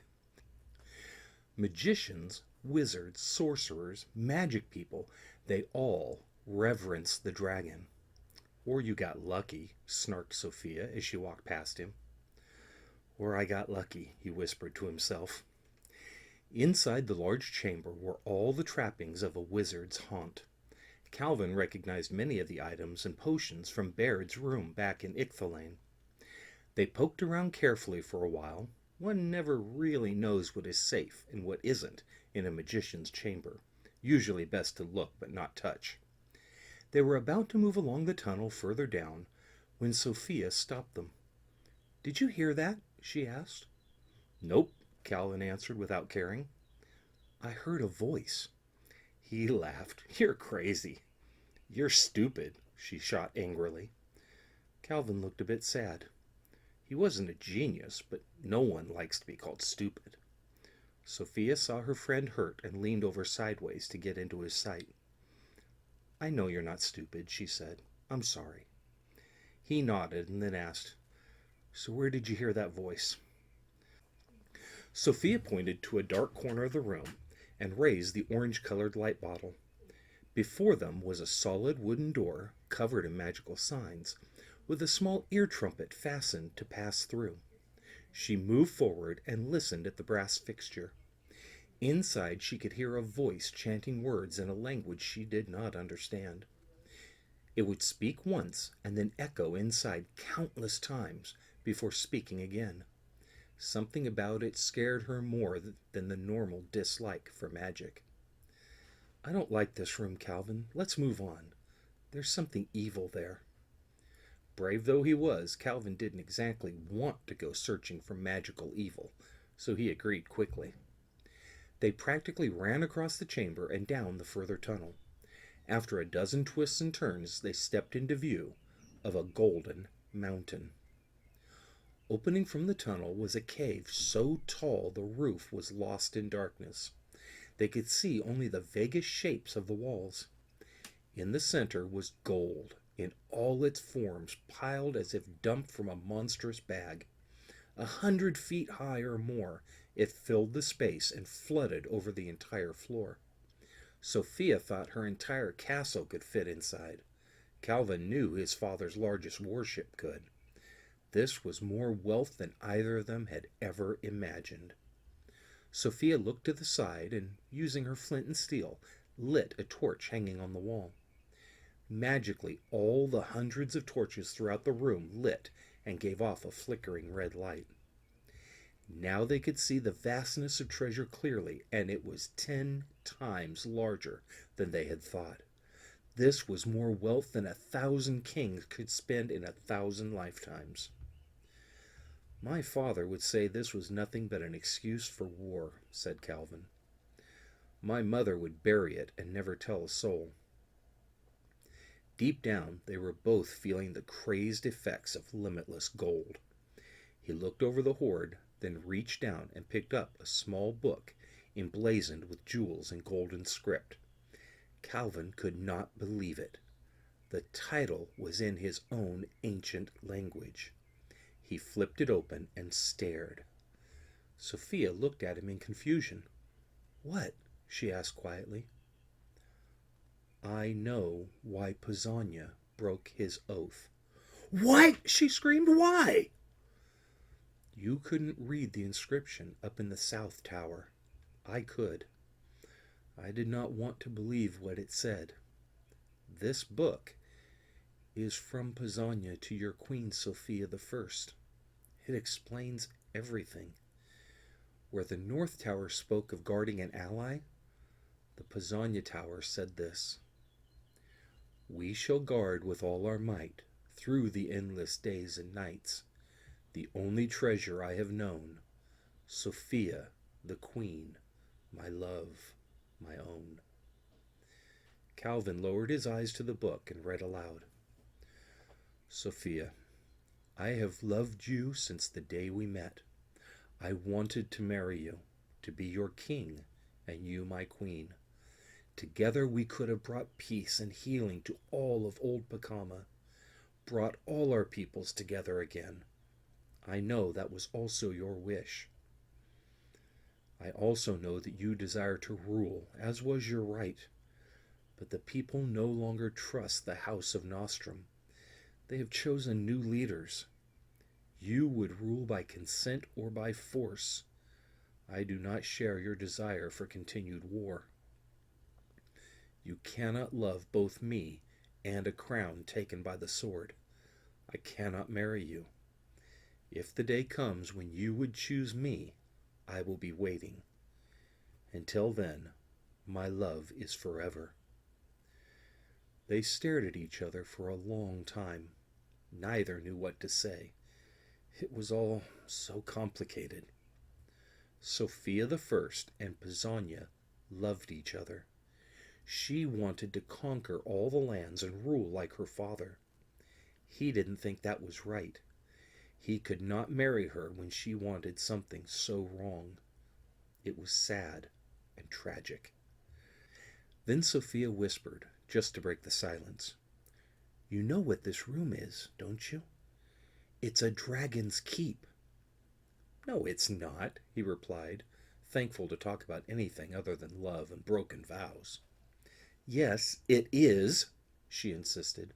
"A dragon's keep is where it keeps its treasure." Calvin snickered. "A dragon's keep is where you keep your dragon." "Actually," said a deep, smooth, and somehow hypnotizing voice from above them, "you are both right. I have lived here for many centuries, and I certainly do keep my treasure here." The teens looked up to find a gargantuan black dragon hanging to the wall above them. His glowing eyes felt like fire. His voice sunk deep into their minds and almost paralyzed them. "I hear you talking about what you would do with my gold. Did you think it abandoned, ownerless?" They could neither speak nor move. "I assure you, no man or creature will ever take so much as a ring or lead penny from me. The only question is, shall I eat you both now, or save one of you for tomorrow's afternoon tea?" The hard, black, scaly head lowered toward them and turned sideways, smoke dribbling from his nostrils. The jaw opened wide enough to swallow a horse and encircled Sophia. It closed tighter and tighter until only her feet and flaming red hair showed. Then Calvin broke from the dragon's spell. Fast as lightning, he grabbed a large golden ball and shoved it deep into the dragon's nostril. The beast jerked slightly, but did not let go of the princess. Calvin then swept up a long scepter and crammed it even deeper into the other nose hole. It twitched all over before opening its mouth wider than ever. Not for nothing was Sophia a princess of shadows. While Calvin had kept it busy, she lodged her bow between the dragon's tongue and upper jaws. In the seconds it took him to understand the pain and snap shut, she had leapt for freedom. Hand in hand, they ran for their lives back up the passageway. As they raced through the magician's room, Calvin saw a large, beautiful black cat. It was sitting atop a cabinet, calm as can be, watching first the two humans and then the pursuing dragon race by. It cocked its head a little, meowed to no one, and then lay back down for its nap, as if nothing special had happened. It was hard to see by the dim orange light of the bottle. They missed several of their horse heart markings and had really started to panic. The dragon seemed to always be just one turn behind. Fire and smoke sizzled at their legs. Eventually they reached a staircase climbing upwards. They knew this was not their original path, but they also doubted the dragon would let them go back and look, even if they asked nicely. Up they ran 2 steps at a time until it flattened out at the edge of a large canal. The water flowed to their left and then dropped into a shaft. Just beyond the opening they could see metal rungs stuck in the wall. "Come on!" Sophia yelled. They splashed through the water until it opened into the well. It was indeed where they had climbed down. Sophia swung herself up a few rungs, and Calvin was just behind. They were nearly halfway up when Calvin saw a red glow above. "The dragon is above us!" he yelled, and tried to hold Sophia back. He was wrong. The truth was far more dangerous. Hanging from the string around her neck, the little bottle of light had faded to a deep crimson red. In one motion, Calvin whipped out his dagger and swung wildly. He felt it catch the string and a large lock of Sophia's hair. The bomb fell oh so slowly past his face, down, down, down. The bundle of silky red hair wrapped itself around his throat. In slow motion, Calvin turned to see the tiny spark of light splash into the water, and then boom! Everything shook as if the mountain itself were coming down. A large wash of water crashed into them and then disappeared below. Then a wave of intense heat rose to them. "Climb!" they both screamed together and rushed upwards, blind in the sudden darkness. They reached the top without knowing it and flopped forwards into the square room. Taking each other's hand in the dark, they crawled furiously away from the hole. Then came a terrific rush of steam and smoke and fire out of the well and into the opening in the ceiling. Seconds later they heard a dragon's roar outside and atop the castle. Not knowing what to do next, they waited in the now silent dark. Sophia crawled slowly over to the well. Deep in its very bottom she could see the tiniest red dot. A steady stream of hot air rose to her face. She realized the water had fallen to meet lava and turned to steam. Facing a live volcano and a hungry dragon was too much. "I wanted you to come visit my home in shadows," she whispered in a sad, choked voice. He heard the momentary fear and desperation. She was afraid they would not make it out alive. He felt the same way. "If only I could," he whispered back. They both meant it deeply. Chapter 9. The Kingdom of Shadows. They rested for a while. At least 3 times the steam burst up and the dragon roared. Something didn't seem right to Calvin. Why would the dragon bellow every time the steam went up? He would not be afraid of a little hot water. Was he sitting on the vent? Then Calvin remembered the large stone pipes inside the towers. "Hey, I have an idea," he called to Sophia. She took a deep breath and steeled her nerves. By now she was beginning to trust this Pazonian prince, maybe even like him. They stumbled around in the dark towards the storage areas. Sure enough, there were torches, and Sophia's flint brought them to life. They rushed for the western door and its spiral staircase, taking them back up to the round room. Even in their haste, the pair gaped, astonished by the change in the decorations. Every piece of gold affixed in wall or ceiling glowed. Just then another burst of steam sounded below. As if in response, the golden markings flared red with heat, then slowly began to fade. The dragon's roar was clearer now. "No time!" Sophia yelled, and tugged Calvin out the northern door. There they found Andy and Neighbor happily munching on some grass. Once outside, Calvin just stopped. He closed his eyes and seemed to be counting in his head. Sophia tried to get his attention, but he shook no and waved her off. Minutes passed. She began to grow a bit frustrated.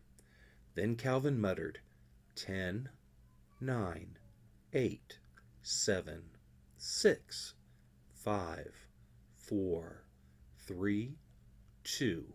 He opened his eyes. Now. Nothing happened. Calvin stared at the castle, confused. Then a roar filled the air and massive clouds of steam billowed upwards from the dark towers. Calvin laughed and turned to Sophia. "There's no dragon, don't you see? The cauldron up there catches the water. It tips over and spills down through the pipes into the well. That metal cup diverted the water into the dungeons. Who knows where it went from there?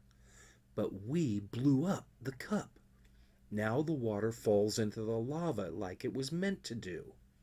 It steams up from the well, through the hole in the roof, through the pipes in the towers. The vents up there are built like a whistle. Every time it makes steam, we get a dragon's roar. Every 15 minutes. It's a clock. They both marveled for a moment at how ingenious the whole thing was. Then Sophia did something Calvin never, ever expected. She walked over to him, took his hand, and pressed the back of it to her forehead. "Thank you," she said, bowing slightly, "for saving my life." "Oh, it was nothing," he said, while turning pink around the ears. "It was too something. You saved me 3 times. The dragon would have swallowed me whole. The bomb, the steam. You are a good man and a worthy prince." Now Calvin's face was glowing brighter red than the golden carvings inside. "You saved me too. We're even." She ignored his pathetic attempt at ending the conversation. "I really do want you to come to the royal stalls. My mother needs to see that not all men are stupid, and not all foreigners are evil." Calvin thought long and hard about the offer. He wasn't expected home for several more days. "Okay, but I have to be at Castle Glug in 7 days." She smiled with joy, and he smiled back. "Then let's go." Her voice had regained its strength and command. Somehow, he didn't mind being ordered around by her quite so much. Sophia whistled loudly, and both horses trotted up to their riders. "Andy, are you ready to go in the tunnels?" Andromeda nickered in her face loudly, so that Sophia had to wipe the horse spit off. "Don't embarrass me," she whispered to the mare. "You know we have to." Andromeda pawed at the ground hard, shook all over, snorted loudly, and then stood still for her princess to mount. Neighbor did not seem too thrilled with the idea either. As soon as Calvin hit the saddle, the jokester sat down, so that Calvin slid off backwards onto his rump. Very funny. Very funny. Everyone, including Calvin, had a good laugh as he remounted, and they headed south around the castle. Off to their right, the sun was dropping quickly behind the mountains. "Do you think we will reach the valley before it gets too late? I know Neighbor can see at night, but he doesn't know the trails. Maybe we should stay here until morning?" Sophia laughed a high, clear chuckle, refreshing as spring rain. "We're not taking the trails. I know of a tunnel that will not only get us down, but we can take it at a pretty good trot. You'll see."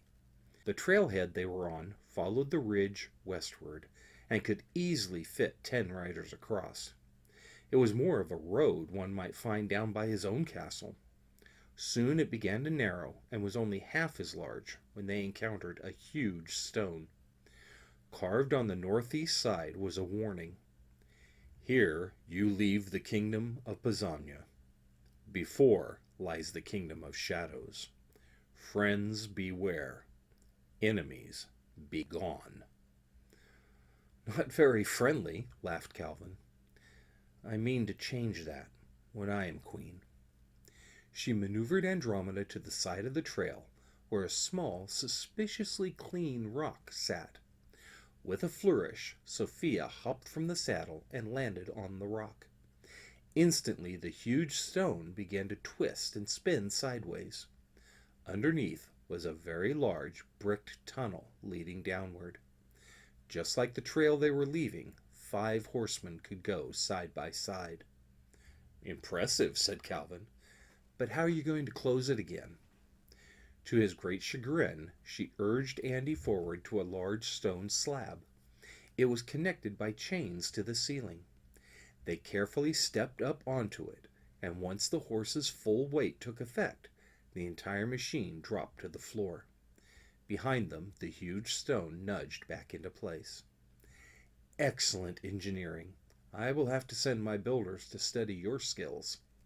Sophia beamed at the compliment. After a few short yards, the tunnel opened into a room even larger than the dragon's keep. Shafts of bloody red light streamed through holes in the roof. Here 1,000 horsemen could gather in preparation to storm out of the tunnel. Such a counterattack would overwhelm anyone trying to take the castle above. No one could imagine an army that size hiding underneath vigilance. And now I see how you were able to hold this fortress for so long. Others underestimate us. They think we only understand war on horseback. We may not have much use for castles. That doesn't mean we don't know how to use them. They moved across the wide open space toward another tunnel on the opposite wall. Just before entering, Calvin reached for a torch from the wall bracket. Sophia's laugh was refreshing as a spring rain. We don't need that. I don't really like riding in the pitch darkness. Sophia looked at him quizzically. But we have our horses, she said. He looked at her as if she'd grown a third eye. She chuckled and shook her head before setting Andy into a light gallop. Streams of silvery dust flew from her mane and tail. The darkness fled as if the moon itself had appeared. Calvin looked down at Neighbor. A soft golden glow rose around him. With a loud whoop, he urged the stallion to chase down the moon. Sunshine exploded around them in the excitement. Neighbor had learned so much from his short time with Andromeda. Growing up apart from other shadow horses had been difficult. Now she could answer all the questions these humans could never even understand. Who he was, who he was meant to be. He loved Calvin and would do anything for him. But, if he was honest with himself, Neighbor wanted to visit his homeland more than anything. Now they were going, and it filled him with joy. The tunnel led downwards at a steady slope that their horses could gallop safely. Sometimes it made a long, easy curve to change directions. Other times they came upon a sharp cutback, which had to be taken at a walk. Despite his best effort, Calvin soon lost all sense of direction, other than they were dropping quickly. 4 hours at a quick gallop will tire out even a shadow horse. Andy was panting just a bit when they entered a small cave. Sophia pulled her up short, dismounted, and walked the mare over to a stone-cut cistern. A clear spring flowed from the wall into the bowl, and overflowed to wander a path down through the tunnel. This is Holly's spring. When our first queen led her people into the valley, they were desperate. Several had died of thirst in the crossing. The royal horse smelled water from a great distance and led them directly to where it flows from the mountain. Years later, a great explorer followed it through the dark and back to this spring, which he named in her honor. They all drank deeply. Something in the water refreshed them far more than any other drink ever had. Have shadow horses always been this smart? Calvin asked. Neighbor nuzzled his neck, while Andy licked the back of his head in appreciation of the compliment. Holly was the first shadow horse.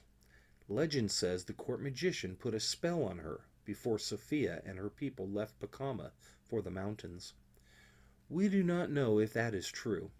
Holly was indeed a very smart horse. Soon it was time to move.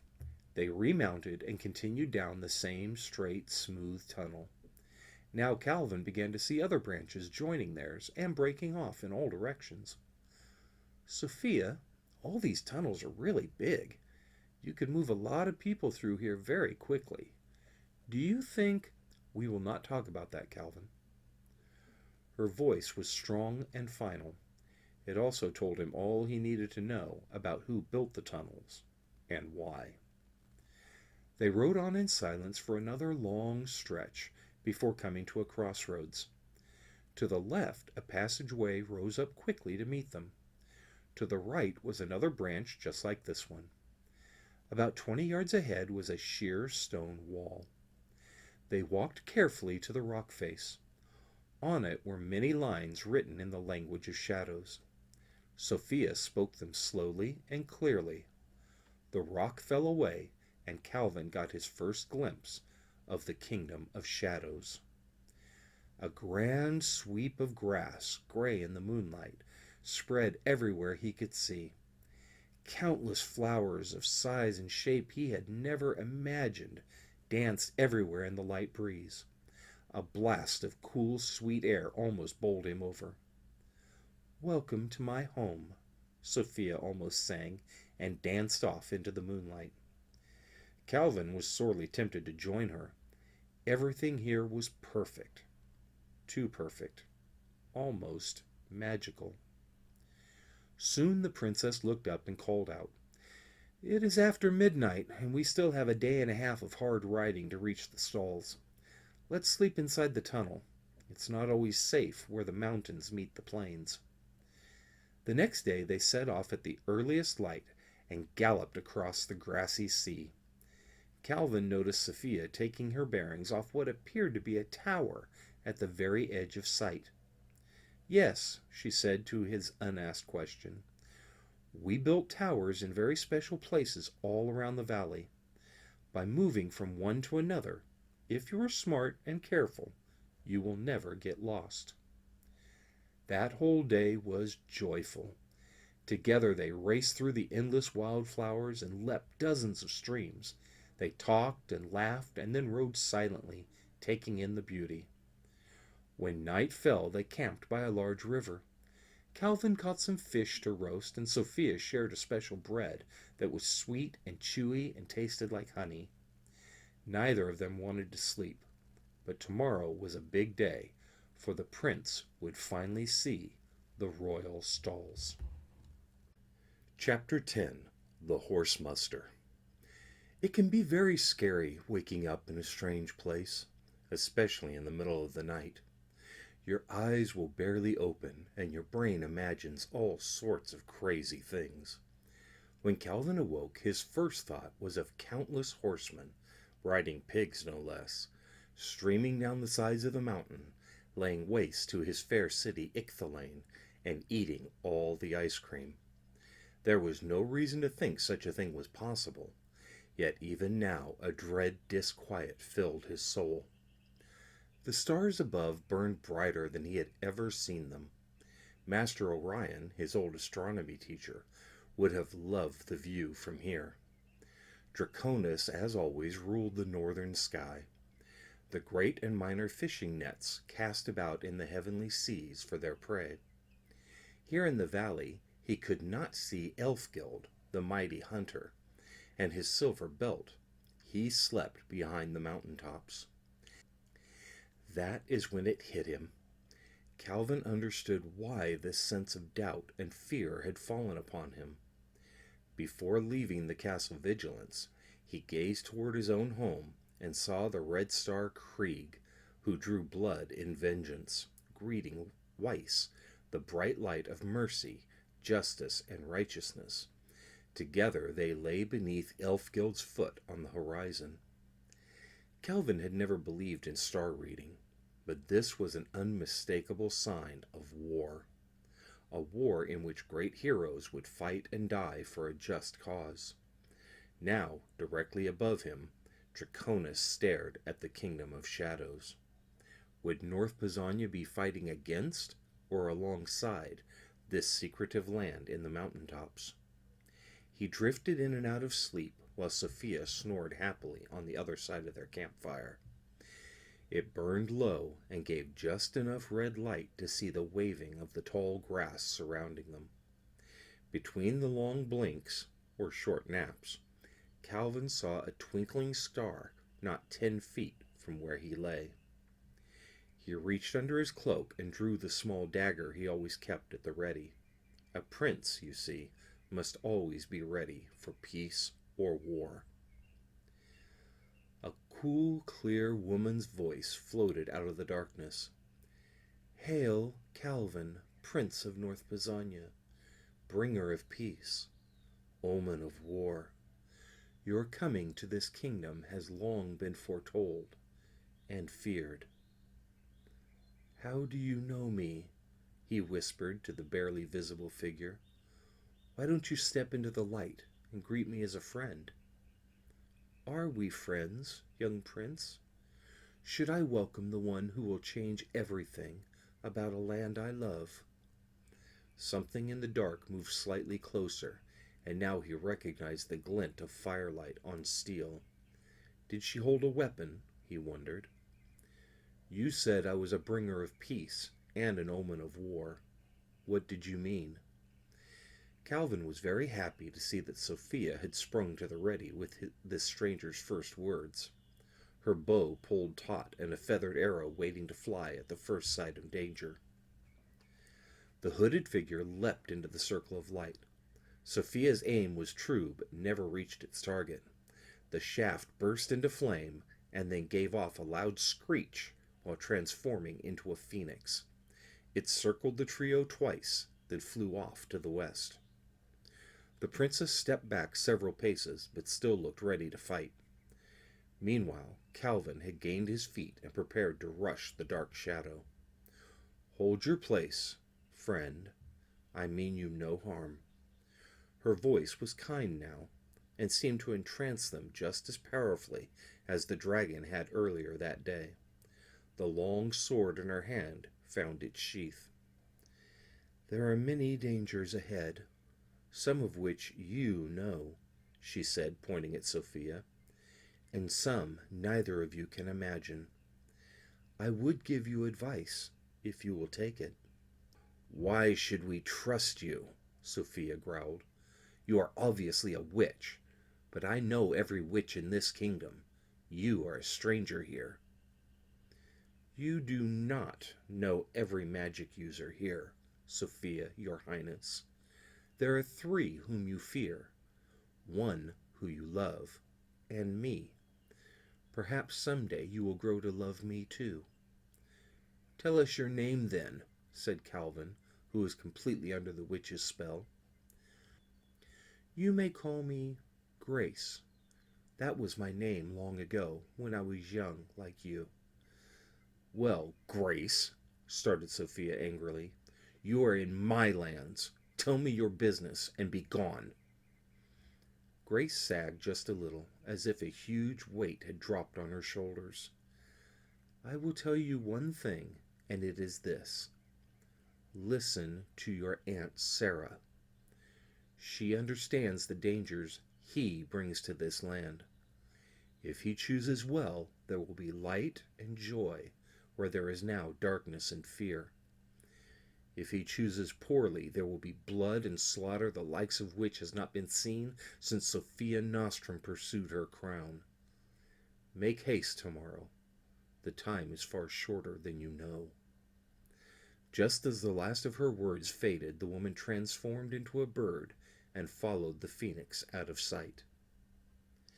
They spent the rest of the night huddled back to back, watching. The roaring fire cast a long, brilliant glare across the empty grasslands.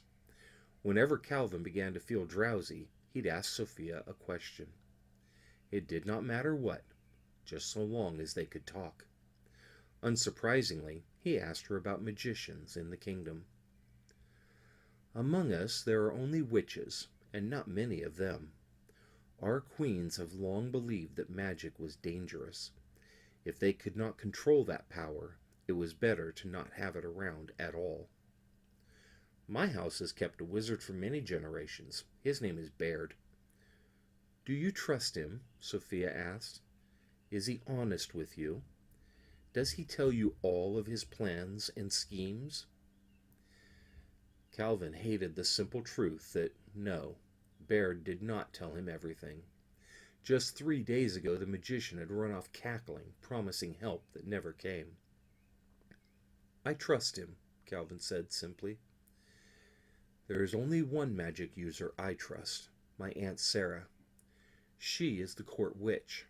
For as long as anyone can remember, the queen's younger sister was sent away to study magic with the most powerful wizards and warlocks in all the lands. Then she would return and use her powers to protect the kingdom and advise the queen. Sounds like a good plan, Calvin said. Then his mind got to wondering. Sophia, since you are the heir, does that mean you have a younger sister who is studying magic? The princess grew very quiet. No, I have an older brother who was married to a duchess in Pacomma. I also had a sister, but she died in an accident. I was meant to be the witch. I'm so sorry. You must miss them both. I do. He is 20 years old, so very tall and handsome. No one can ride a horse like Derek. And my dear Holly. She had not spoken of her sister for 10 years. No one dared. It was the kind of secret you only mentioned in whispers behind locked doors. Sophia never knew what happened, but was certain it was no accident. She turned a little sideways, rested her head on Calvin's shoulder, and closed her eyes to hide the tears. He wrapped an arm around her shoulder and was kind enough to pretend he did not see them. With that, they both faded slowly into a deep slumber. The sun had not risen very high when Sophia awoke. Calvin was nearby, scooping up cold water with his riding boot and pouring it over his head. He shook like a skinny bear to get the hair out of his eyes. She laughed as if the terror of the previous night never happened. We will reach the castle around mid-afternoon. You could have waited to take a bath then. He turned with a grin. Nothing makes for a better day than cold water on your face, wind in your hair, and a fast horse under your saddle. They gathered their rolls, carefully smothered the fire under dirt, then saddled the mounts and made off for the royal stalls. In the furthest distance Calvin could see a small dark speck rested on the horizon. Sophia turned Andy's head towards it, and off they rode at a generous gait. Along the way, Calvin asked her many things, but stayed far from Holly and Derek. He was grateful there were no more tears.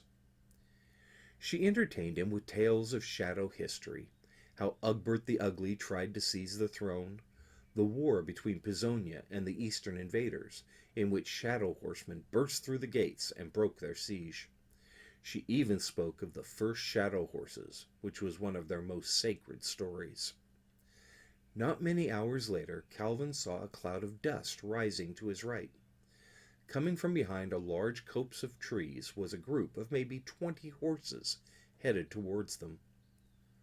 "Are there bandits in your land?" he asked. Not scared, just wary. Her answer was a high, rolling yodel that carried to the newcomers. They turned and made a line to intercept the pair. "Off!" she cried. The princess jumped from Andy's back into the waiting arms of a large, beefy man whose red face and jolly smile made you trust him instantly. "Sophia, my princess!" he bellowed. "I am overjoyed to meet you here. Will you join us on parade?" She beamed. "We will ride with you for a while, my dear Ulf, if only to share in Celine's travel cakes. Where is your wife?" "She is not traveling to the muster this year. She wants to have the baby at home." "Baby!" screamed Sophia joyfully. "Another baby? You have 8 sons and 4 daughters already." Ulf simply smiled and shrugged. "I always wanted a large family," sighed the princess. She turned to Calvin. "What about you? Do you want lots of children?" Something about the joy in her eyes mixed with the hope in her voice to weave a magical spell of its own.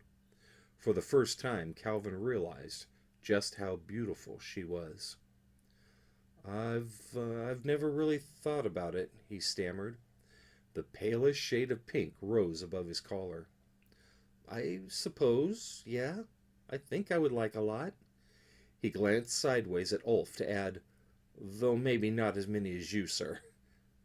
Ulf burst into a belly laugh that spread like wildfire among his group of servants. They all seemed to be honest, hard-working people. Calvin couldn't help but like them. Sophia rode at the head of their band with her old friend, which gave Calvin a chance to drop back and examine the small herd of horses. They seemed to all be of the same breed and coloring. Their soft tan and white hair grew longer than usual. It rippled in the wind like waves. Here and there he caught sight of sparkles falling like stars, or kicked up from their fetlocks. The tiny speck Calvin had spied in the distance grew to become a mighty tower. Beneath it spread a herd of horses slightly larger than Ulf's. Sophia brought them to a halt in the tower's shadow, so all could gather round. Behold, the other two great families of the Northwest. Here is Berg and his twins, Berg's son and Berg's daughter. Sophia's pronouncement was greeted with waves and hugs. And on this side is the Lady Hassenfeld. Hers are the fastest shadow horses ever bred. We are forced to change the race, just so others had a chance. A regal-looking woman of about 40 nodded.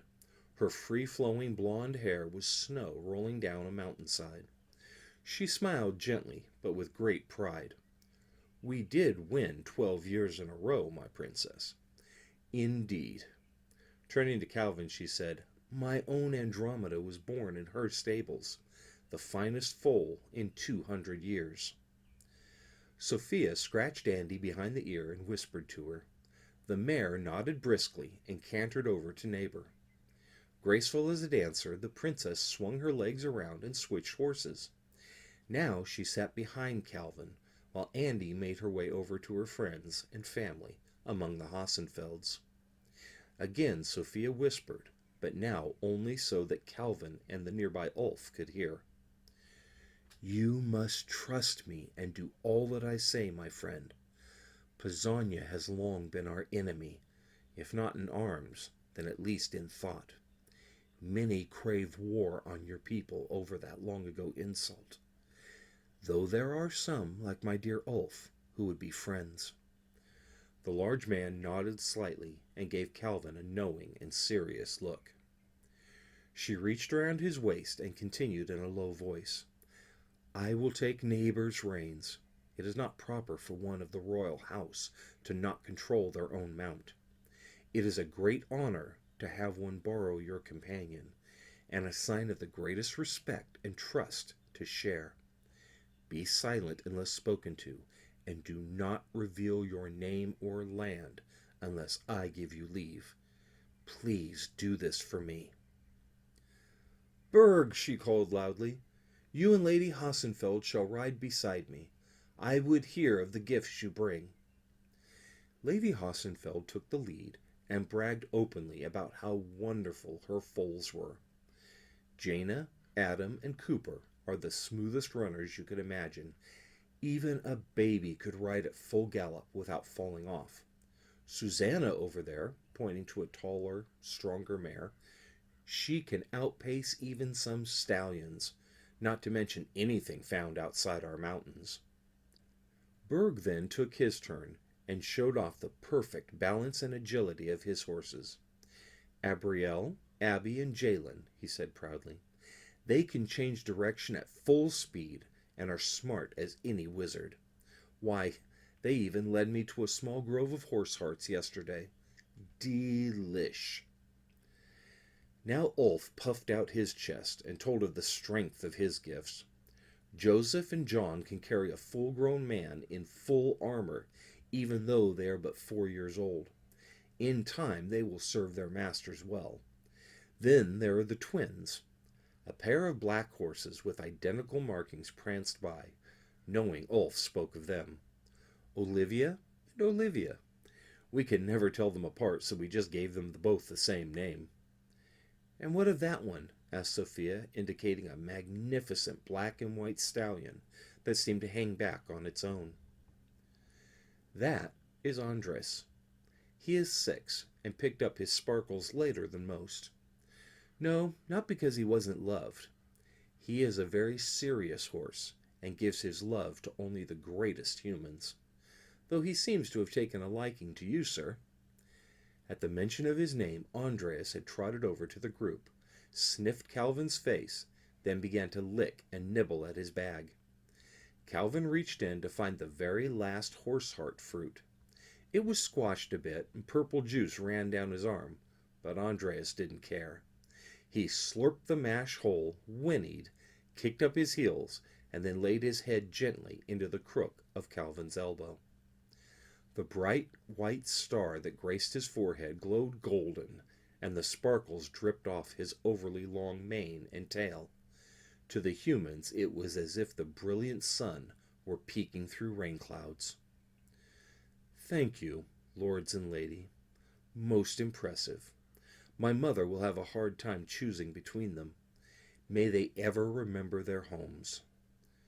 "Thank you, your highness, thank you," echoed from each of them, as she waved them back to their herds. Calvin had remained silent during these discussions.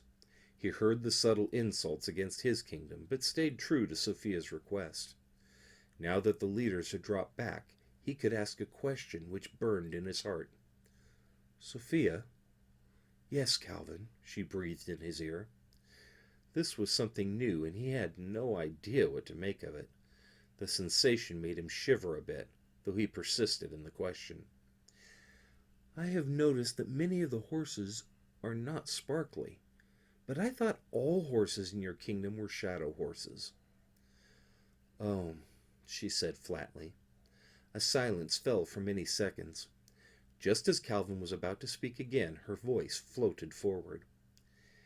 "There is a secret about shadow horses that only the greatest breeders and our own family know. Every horse has the power to be a shadow horse. The feeding, the training, the breeding, all develop the greatest stock possible. No one can match our abilities. Yet even we cannot promise that any particular companion will rise to the level of shadow." "What is that secret?" "The fruit, horse hearts, which grows nowhere but here and in your secret garden. It unlocks the potential of the animal. It works to raise their belief in themselves. Yet even with the fruit, only a horse that decides to become its very best will sparkle." "I don't understand," said Calvin quietly. "Do you know anyone who has a talent but chose not to use it?" Yeah. I know an artist who decided he'd rather be a soldier.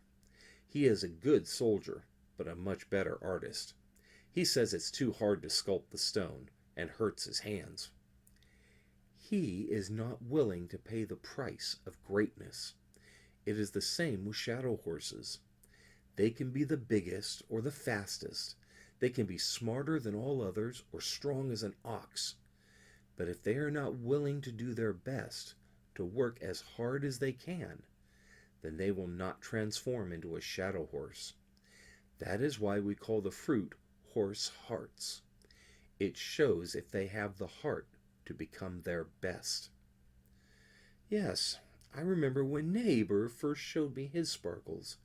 I needed to travel very far, very fast. I never knew he could run so swiftly." "That is the other part of the secret. They must be loved and love you back.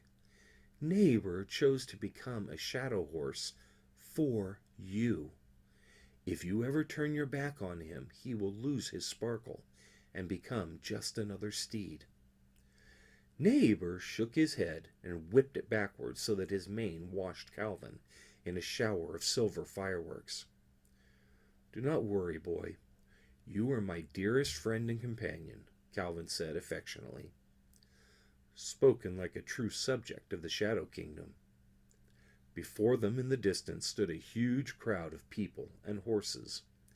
They were camped all around the southern end of a palisade. Calvin recognized it as a fence made of wooden poles set tight against each other to form a wall.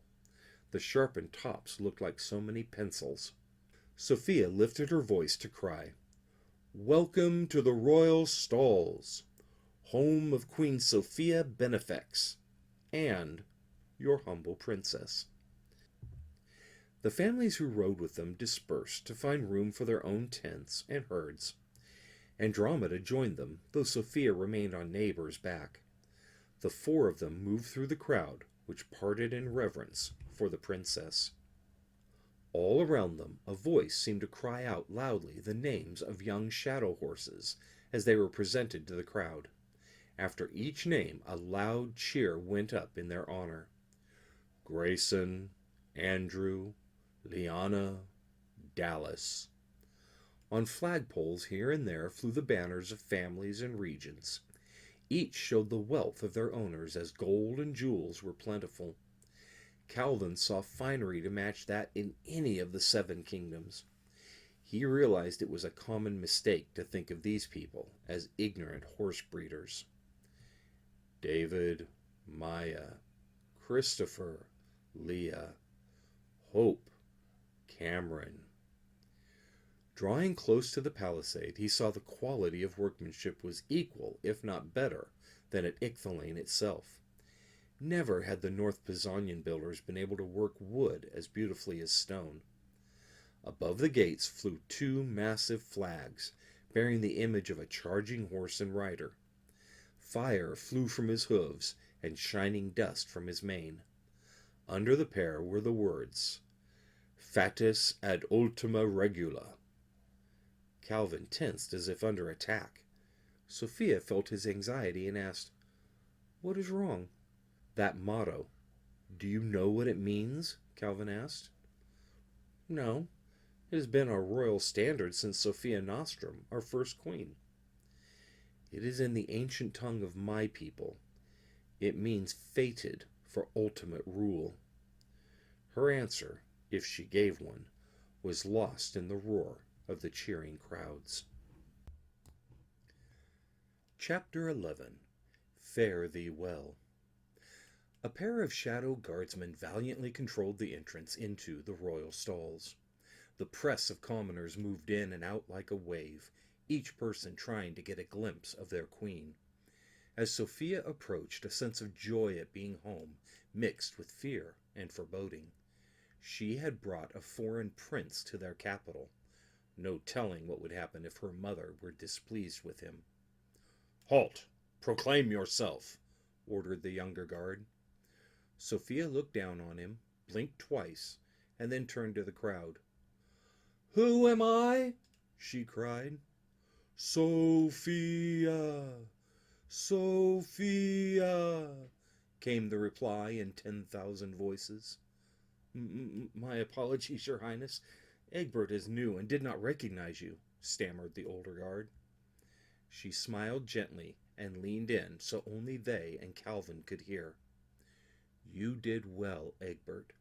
Challenge anyone you do not know, and maybe some of those you do. My friend here is free to move about the stalls as he will." "Yes, Your Highness," they answered together. "Sarah, Miriam, Mariah, Michaela," boomed over the crowd. Near to the castle doors was a large, high stand. Brightly colored silks covered it, giving shade to those underneath. A temporary paddock was set up to the side, where 100 or more shadow horses played. A long line of foals, mares, and young stallions moved slowly from the front gate toward the silk tent. As each name echoed through the courtyard, that horse would gallop forward, prance and jump before the tent, and then head swiftly to the paddock. Miriam, Schuyler, Damien, Jasleen, Elizabeth, Zaylee. The crowd outside was not so loud now, but still, each name raised a cheer. Once again Sophia whispered in Calvin's ear. He liked it better this time. "Remember your promise. You must not lie. She or Sarah the witch will know. Repeat this. You are just a traveler whom I found in the mountains. I decided to bring you here so you can give news of the outside kingdoms to the queen. She will press for your name. Do not give it to her. Claim you have made a vow not to share it as penance for some foul act. But I've done no foul act. You entered my kingdom without permission. That usually means death for one of North Bazzania. She will find that foul enough." Together they trotted up to the pavilion. There sat the lesser royalty, greatest merchants, leaders, and retinue of the land. In the center place of honor on their thrones were Hagatha, Queen of Shadows, and her consort, King Herman. "Hail, my queen! I come home from the defense of Castle Vigilance, with a prisoner." Calvin started, but Sophia jabbed him hard in the side with her elbow. The queen stood and stepped forward to the railing. She was tall and beautiful. Calvin thought she could have been Sophia's older sister rather than her mother. Her flaming red hair rippled in the breeze, while her cold green eyes flashed menacingly. "A prisoner, my daughter? That has not happened for many centuries." Turning to Calvin, her voice changed from a steel trap covered in satin to an open sword. "What were you doing at that castle? Tell me your name, now." Her eyes seemed to bore down into Calvin. Now he understood what Sophia meant. This woman would know a lie. Sophia intervened. "He wasn't at the castle, Mother. I caught him a distance away. It is possible he did not even know it was there. I was going to execute our law upon him when he told me of news from Pacomma and South Bazzania. Surely the information he knows would be worth a few days' delay?" The queen looked thoughtfully for a moment, and then said, "He is in your charge, Sophia. Keep him here, and keep him alive. We will learn this information after dinner. For now, I must judge the muster." "Miley, Oscar, Michael, Joseph." Neighbor cantered away from the tent backwards. You don't turn your back on the queen, after all. Hagatha turned her attention back to the muster, and they knew they were dismissed. Sophia took them around the castle, past a wide parade ground, and through a thicket of trees so dense it was almost night amongst them. In the very back of the grove, against the northern palisade wall, sat a tiny hut. It had no straight lines anywhere. Every corner and angle were rounded off, so that it looked like a huge mushroom bathed in a small beam of bright sunlight. A steady stream of pink smoke rose from the chimney. Sophia slid from Neighbor's back at the door and banged heavily. "Sarah! Sarah! It's me! Open the door!" From the trees behind them strode a woman. She was not much taller than Sophia, with straight black hair worn down on her shoulders. A crescent of white flowers sat on her head, matching the white dress she wore loosely. There were ruffles and frills, but not like a party dress. In her hands was a woven reed basket filled with many different herbs and roots. Frankly, Calvin thought she looked more like a princess than Sophia did, in her travel-stained cloak and riding breeches. "Abigail, Cruz, Jackson, Adrian," came the soft voice again. "Sarah!" cried the girl. She ran up to the newcomer and fell into a hug. "I am so glad to see you back safe, my sweet," said Sarah in a tone as soft as Hagatha's, but loving, whereas the queen was full of suspicion. "I have so much to tell you," chirped Sophia excitedly, and then did something Calvin could not imagine possible. She giggled. Just like a small girl fresh from the nursery, she actually giggled. Even more shocking was, Sarah giggled back as they took hands and skipped into the small hut. Isaiah, Crystal, Mohammed, Levi floated quietly in the air. Then Calvin was alone.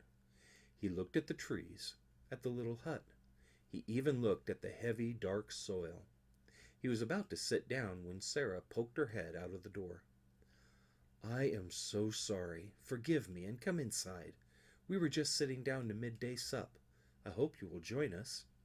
Her gentleness weaved a spell about him. His stomach gave first a lurch, then a massive gurgle. He was starving. First one step, then another, he moved toward the hut. Then Donovan's voice rang in his head. "Do you know this person?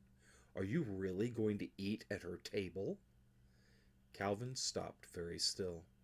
He shook his head, trying to clear the cobwebs from his mind. Sarah smiled even more sweetly. "Don't worry, my friend. Donovan does not know you are with me. It is okay. Calvin, Prince of North Pisannia." During their delicious meal of stewed roots and plain brown bread, Calvin learned some amazing things. Sarah was the queen's sister and served as her royal witch. It was foretold that Sarah would play a part in saving the Shadow Kingdom from certain doom. At 10, she was sent to a land far away. After many years, a truly bizarre wizard named Jareth enticed her into an adventure. Challenging him taught her many things about magic, both the good and the bad. When she returned to the Kingdom of Shadows, all the greatest magicians came to teach her. Now only a small number could match her wisdom and power. Likewise, Sarah was astounded to learn that Baird was still alive. He was one of her teachers, and they became close friends. "How did you know my name?" Calvin finally asked her. Sarah stood and turned away toward a large cabinet on the wall. "You were wise to keep it secret, Sophia. The queen would not have been pleased to know Kent's son was here," she said without looking at them. "Mind your promise, Calvin. That is the only thing keeping you safe." "But," he tried to continue, "no, there is no more time. I believe the muster has finished. Hagatha will be wondering where you have gone. It is never wise to raise her suspicion. Off now, both of you. We will talk again soon." She brushed them out the door and back onto the path to the castle. Time seemed to have passed quicker inside the hut than outside. Though they only stayed with Sarah for near an hour, the sun had progressed nearly to the horizon. A soft red golden glow filled the sky and glinted off the precious stones decorating the castle. On the wide parade grounds they saw a lone figure moving aimlessly. At first, Calvin assumed it to be some soldier practicing his rounds. Drawing closer, Sophia recognized him as her father, the king.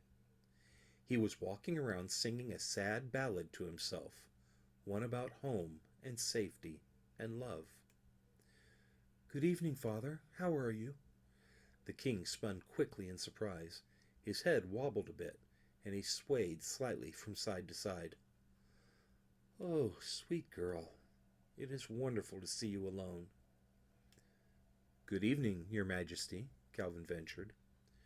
The king turned his attention to Calvin and stared at him through bleary, red eyes. "Yes, you. I saw earlier when she questioned you." Suddenly the king stepped forward and took Calvin in an embrace. He whispered desperately into his ear, "I know what you are. She suspects, but I know." "What is that, Your Majesty?" Calvin wondered if he were sick or insane. "A prince will always recognize another. I am of South Pisonia. You are a Pisanian. Be wary, young prince. Shadow queens are not to be trifled with. It is a hard life being king of shadows. You must be sure this is a path you are strong enough to take." He then blinked a few times, turned around, and wandered away, singing again as if the young royals were not there. Tears were in Sophia's eyes as she watched her father. "I love him, you know. He is a good man. Very sad, but good. Come, this is the only time he has peace. Leave him."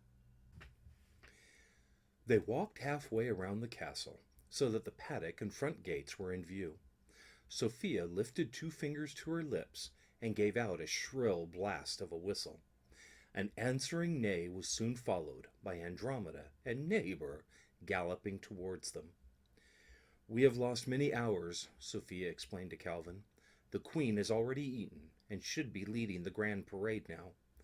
All the horses gifted to her are led in procession 3 times around the stalls. Then she will take those whom she has chosen for herself. The rest are to become gifts to the royal houses of the other 6 kingdoms. Sure enough, through the front gates, Calvin could see an unending line of people moving counterclockwise. He and Sophia waited under the royal standards until the Queen came around again before joining the throng. The Queen chose to ignore him at first, though he could tell all her thoughts were about who he was and why he was there. "Sophia, you did not sup with me as I commanded. Where were you?" "Forgive me, mother. I went to see Sarah and lost track of time." "As happens all too often in that hovel. I must insist she moves into the castle." "I think she likes it there." "Likes it? Likes it? Of course she likes it. But since when does liking something have anything to do with ruling a kingdom? Do you think I like spending my time with these peasants, or listening to the merchants talk about buying and selling? You must learn, daughter, that to be queen means doing many things you do not like. You do them because you must." Sophia blanched at the harshness of her words. "But, mother, is there nothing that brings you happiness?" They had come almost full circle now, and the 3rd round was finished. The Queen raised her hand, and the crowd gathered near. In a lowered voice she said, "The only thing a ruler has is power. Power to build and power to destroy. Power to command. That is what I enjoy. You will learn that truth, or you will never be queen." She turned a circle on her stallion and then addressed the citizens. "You have mustered the finest of your herds and brought them to me. I thank you. Nala, Sophia, Kylie, Zoe, come with me. Remember all, a horse from the kingdom of shadows is of greater worth than any other. Be proud of your companions. They go to the royal households of the other 6 kingdoms. It is a great honor." A massive cheer arose from the crowd as they started to move off to the east. Many calls of "Long live the Queen!" and "The shadow comes for all!" were heard. A long trail of sparkles floated in the dusk. Once they were alone again, the Queen looked right into Calvin's eyes. "As for you, you are either spy or renegade prince. I would have neither in my lands. Begone with you. Do not return under pain of death. If you are a prince, then know my Sophia shall never marry you. If a spy, then tell your king what you have seen, and warn him that shadows cannot be overcome." With that, she whipped her horse with the reins and dug her heels deep into his sides. The poor beast lurched forward in the gloom toward the castle. The 4 newly chosen members of the royal herd followed, dim stars dropping from their manes and tails. Sophia wiped a tear from her eye and then turned Andy to the east. "It is my duty to escort them to Sunrise Town. From there, you must go home." Calvin had a lot of things to think about during that ride. For 2 days, the pair of them were mostly silent, even while a moving festival marched around them. People drank and laughed constantly. Horses gambled in the deep grass and splashed in the numerous rivers they crossed. By the second sundown, they reached the edge of a city large as any Calvin had ever seen. At this point in the mountains there was a narrow, steep valley that marked the very edge of the Shadow Kingdom's border. Sunrise Town had spread up in the valley and then grown out on both sides, so that it rested in both Shadows and Pacomma. A pair of huge metal gates cut the city in two. Canals, pits, and hedges acted to guard the gates in case of war. But today the gates were open, the canals had bridges over them, and the entire city joyed in the arrival of the shadow horses. A merchant named Kauf sat beside Calvin on his pure white mare and admired the city. "Here is the only place that shadows will trade with the outside kingdoms. All of our goods are sold here, and we buy all we need. You can find anything here." Calv nodded to Calvin, then gave Sophia a sly wink. She smiled, and then took Calvin to a nearby inn to rest for the night. They sat in the great room before the fire, so that the dignitaries could bid farewell to the princess. It lasted until late in the evening. After the very last merchant paid his respects, Calvin finally asked the question that had bothered him for so long. "Sophia, what is your mother planning? I've seen so many things that give me pause. Is my land in danger?" Sophia closed her eyes and would not look at him. The crackling fire bathed them in a deep red light. "Every queen of shadows must take an oath when she receives the crown. They swear to protect the land, build our forces, and one day to restore our rightful place as rulers of old Pacomma." "So you plan to conquer us? All of us?" "No one has taken it seriously for generations. We are a peaceful land unless attacked. We have not gone to war in almost 100 years. But now I'm not sure." "You think your mother is planning to keep her oath?" "I don't know. I just don't know." "Sophia, I must leave tomorrow. It is time for me to go home. But one day I will come back. Learn what you can of your mother's plans. Together we will find the truth of it." "You don't blame me?" Sophia asked quietly. "How could I? You've only tried to kill me once." He smiled at her sweetly. "You are the best friend I've ever had. Aside from neighbor, of course." She smiled back through tears. "I will miss you, Calvin, Prince of North Pisanna. And I will miss you, Sophia, pain in my neck." She chased him to his room, beating him with a pillow all the way. Next morning they arose early to witness the parting. Here at the sunrise gate all herds would separate into their travel groups. The master of the drive was just finishing his duties when they arrived. "Xavier, Amaris, and Brianna, you are going to Pacomma.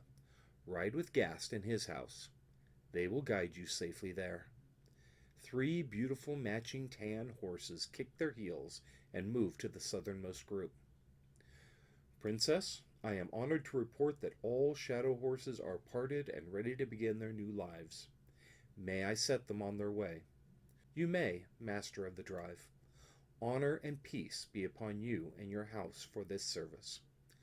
"Thank you, your highness." The master gave a loud whoop, and the 4 parted herds began their journey.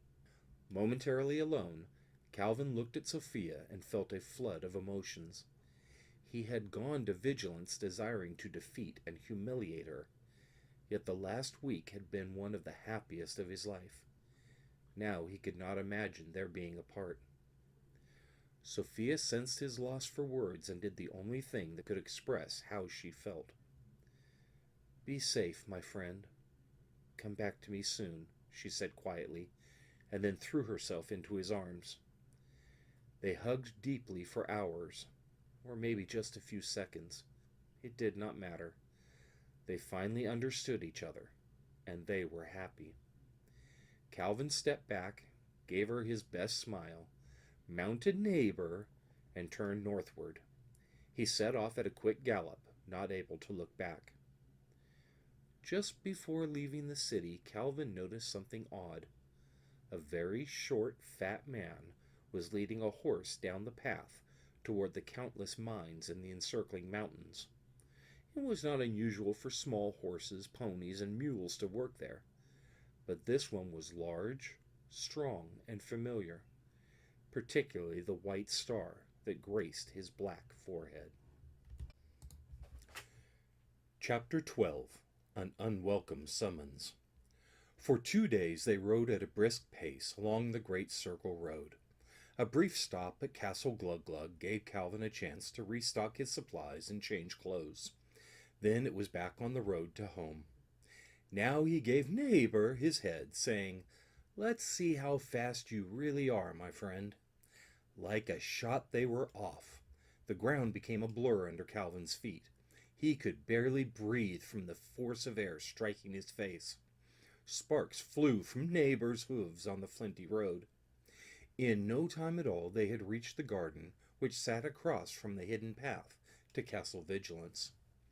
It seemed a lifetime ago that Calvin had climbed it, excited to put into effect his amazing plan. They both washed in the small pond before enjoying a meal of fresh fruit. Although he wanted to be home as quickly as possible, Calvin took the time to cross the road and pick several horse hearts. He smiled at the memory of offering them to Andromeda, and how she so easily took them from his hand. Returning to Neighbor, he climbed into the saddle and said, "Come on, boy. One more hard ride and we'll be home. Unless you're too tired." Neighbor bucked him off into the deep soft grass and snickered at Calvin lying there in a heap. "Very funny. I think you spent too much time with Andy." The sun had dropped just below the horizon the next evening when they arrived at Icthalane. The palace guards alerted the king and queen immediately that their missing son had returned. Fireworks suddenly exploded over the castle, and all the bells in the city began to ring. Calvin felt slightly embarrassed when he realized they must have thought him injured, or worse. He made his way through the gathering crowds toward the castle. Normally he would have given Neighbor over to the grooms for care. However, spending time in the kingdom of shadows had taught him a new respect for his companion. Calvin would take care of his dear friend himself. Once Neighbor was settled with a trough of cool water and a bale of the finest hay, Calvin entered the castle for his own apartment. He quickly cleaned up and put on some clean but simple clothes before reporting to the throne room. He knew there were questions to answer, and his parents would be waiting for him there. Calvin expected a rebuke and perhaps punishment for his long absence. Instead, he was greeted with hugs from both his mother and father. Then they sat down and discussed everything. Far into the night they went over his story. Often they went back and forth about details which Calvin could barely understand. Queen Constance asked him to draw for her the markings he'd seen in the tunnels near Holly Spring. King Kent seemed interested in the book he'd taken from the Dragon's Keep. Baird and Donovan joined them somewhere around midnight, and they had many questions of their own. Calvin got the impression that there were things going on which he did not understand. Dawn's first light poured in through the eastern window, and Calvin was exhausted. He could not think any more and just longed for his own bed. "Go, son, rest. We'll talk some more this afternoon," said Kent with a smile. "You have done very well." Calvin dragged himself back to his room and crashed onto the bed. His sleep was restful, but full of dreams. Sophia calling for help. The cavalry of shadows riding hard through the forests of South Pisannia. Sarah the witch telling him to look for a star in the darkest night. Calvin was exhausted beyond anything he had ever known. He slept all day, that night, and well past noon the following day. When he finally climbed from his bed, every inch of him was sore. Now it was time to unpack from his adventure, and what treasures he had. The Book of Pisannia went into the royal vault. It was priceless, not because of the jewels and gold, but because it was such an important piece of their history. Finally they knew what caused the schism between their land and that of shadows. Calvin carefully stowed Sophia's jeweled dagger into his personal treasury. How and when she had hidden it in his bag was a complete mystery. He wondered if she would really have cut him. Alongside it sat the bow and arrows he picked up in the guard chamber at Vigilance. They were the finest he had ever used and would serve him well in the future. Last, he pulled from the bag a lumpy bundle of cloth.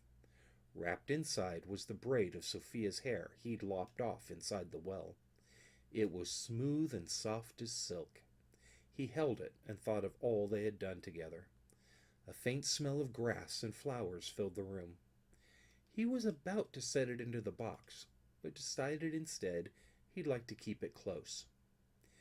In the weeks that followed, Calvin was often questioned in great detail about the Shadow Kingdom. Names of the great families, where the royal stalls were, what rivers and lakes crossed the grassland. Was there food to be had, or would a traveler have to bring his own? However, most of all, he was asked about the tunnels. Over and over again they wanted to know where they were, how many men could pass through. Did he know of their entrances? Did he see any guards? He told them all he could remember. Near the end of September, Ichthyllain received a delegation from an unexpected place. A minister and a general from the Shadow Kingdom arrived. This had not happened since Kent was a very young man. Calvin was told not to attend, but allowed to listen at the door. "We present to you gifts from the Queen of Shadows," they announced. "A trio of saddles from our finest craftsmen. A selection of wildflower seeds for your garden, Queen Constance. Unbreakable nets made from shadow horsehair for your fishing fleets. And a special gift for the young prince, a travel food made from our own horse-heart fruits. It does not spoil. Further, it keeps horse and rider strong with just the smallest bite. Rarely have we given to others." "We thank you for these noble gifts," answered Kent with proper courtesy, "and welcome you to Ichthyllain. Your visit is most welcome, if unexpected. To what do we owe the honor?" "Our dear Princess Sophia is nearing the age for marriage. Next spring she will turn 16, and it is our tradition that all the princes of the 6 kingdoms be invited to plead for her hand." Kent and Constance shared a glance, while Donovan tensed visibly. "Further, the judging of the suitors begins in 10 days' time. On October 1st, the Sunrise Gate will open to welcome the princes. It would be most disappointing if your Calvin were not there." Constance took the lead this time. "We understand the great honor you have laid upon our son. The betrothal of a shadow princess is a most auspicious occasion."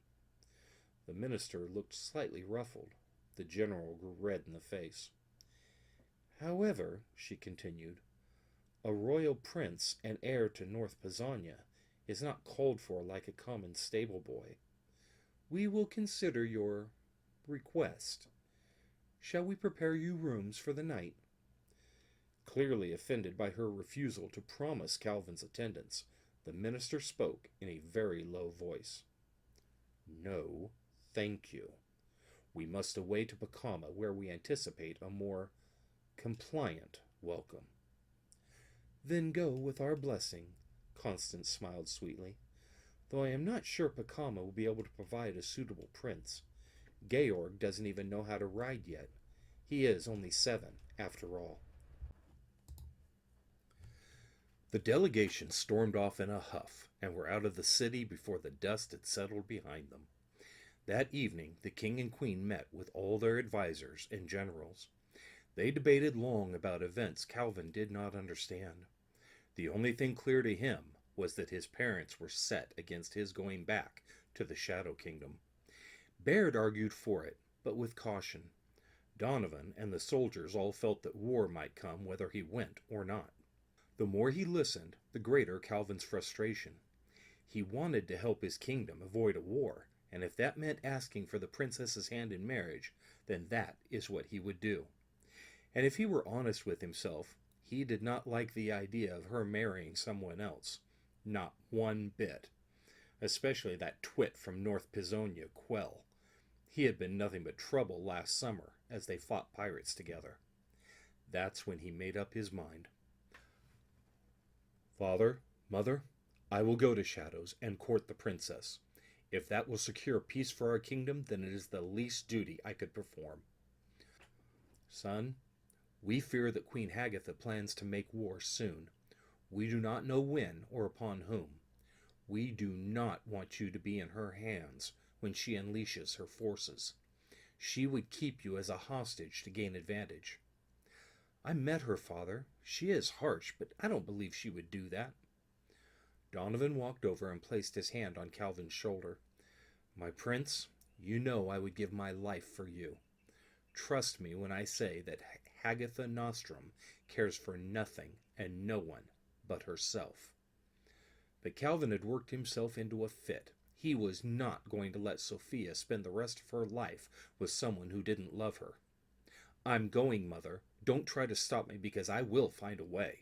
With that he turned and rushed, not toward the doors or even a window, but straight for the secret passage behind the thrones.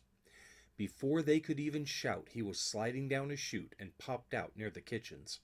Just a short run to his rooms and he could be off. His travel bag was easy to fill. The dagger and bow came too. Around his neck he swung a braided string made from Sophia's luxuriant red hair. Upon it he hung a brooch. It was a fiery red opal surrounded by black pearls, a gift fit for a princess. He avoided the guards by clever use of 2 curtains, 3 side passages, and a suit of armor. Out the back door and into Neighbor's stall he ran. Hey, boy, ready for another adventure? Neighbor shook his head and pawed the ground. I'll take you to see Andy. The horse practically scooped him up and rushed out the door. Through the night they galloped. Calvin thought of his race to the mermaids so many years ago. Would this also end with a fight? Could they win against the mighty Shadow Army? For now, his only concern was to get to Sophia and make sure she was safe. Many hours passed. The sun began to rise behind them and cast a warm reddish-yellow glow on the mountainside ahead. It grew brighter by the second, and now Calvin felt its warmth licking at his back. That was when he realized that he was headed east, and the morning sun should be in his face, not his back. Neighbor suddenly turned to the right, and only just in time. A burst of dragon fire engulfed the field to his left and set it ablaze. Time and again the dragon swooped down to blast him, but Neighbor was too swift and too clever. They avoided the streams of noxious flame and managed to reach the wayside garden. Calvin had not intended to come this far south yet. Surely his father's soldiers would be looking for him on the road. Yet he was here now, and the circling dragon would not let him move into the open. His fear for Sophia's safety would not let him wait another second. He took a large grapefruit from a nearby tree and threw it as hard as he could north out of the thicket of protective trees. The dragon chased after it, and the fruit exploded into flaming pulp. Meanwhile, he and Neighbor raced south across the road and into the secret passage that led to Castle Vigilance. A rumble closed in behind them, and Calvin barely managed to squeeze himself and the horse behind an outcropping of rock. Into the cave billowed dragon fire. It burned the air and tasted like acid. They were singed, but okay. Lucky for him, it also burned away the magical plant that blocked his path upwards. Onwards and upwards, he whispered to Neighbor. The dragon seemed to think they had perished in the cave and was nowhere in sight as they climbed the mountain. Soon they reached the top and burst through the doors of the castle. There was no time to admire the artwork now. He'd planned to go straight out the southern door and find the tunnels he and Sophia used before. However, Neighbor had other ideas. The horse clattered down the central staircase, his mane sparkling brilliantly in the darkness. Calvin followed him down to the door and stopped, frustrated. Okay, genius, you led us down here. Now how do we get through the door? It takes both a Pisanyan and a shadow to make it open. Neighbor then smacked Calvin in the side of his head, driving him against the magical door. At the same moment his face and the string, made from Sophia's hair, brushed against the horse and dragon crest. The door flew open and Calvin fell in a heap.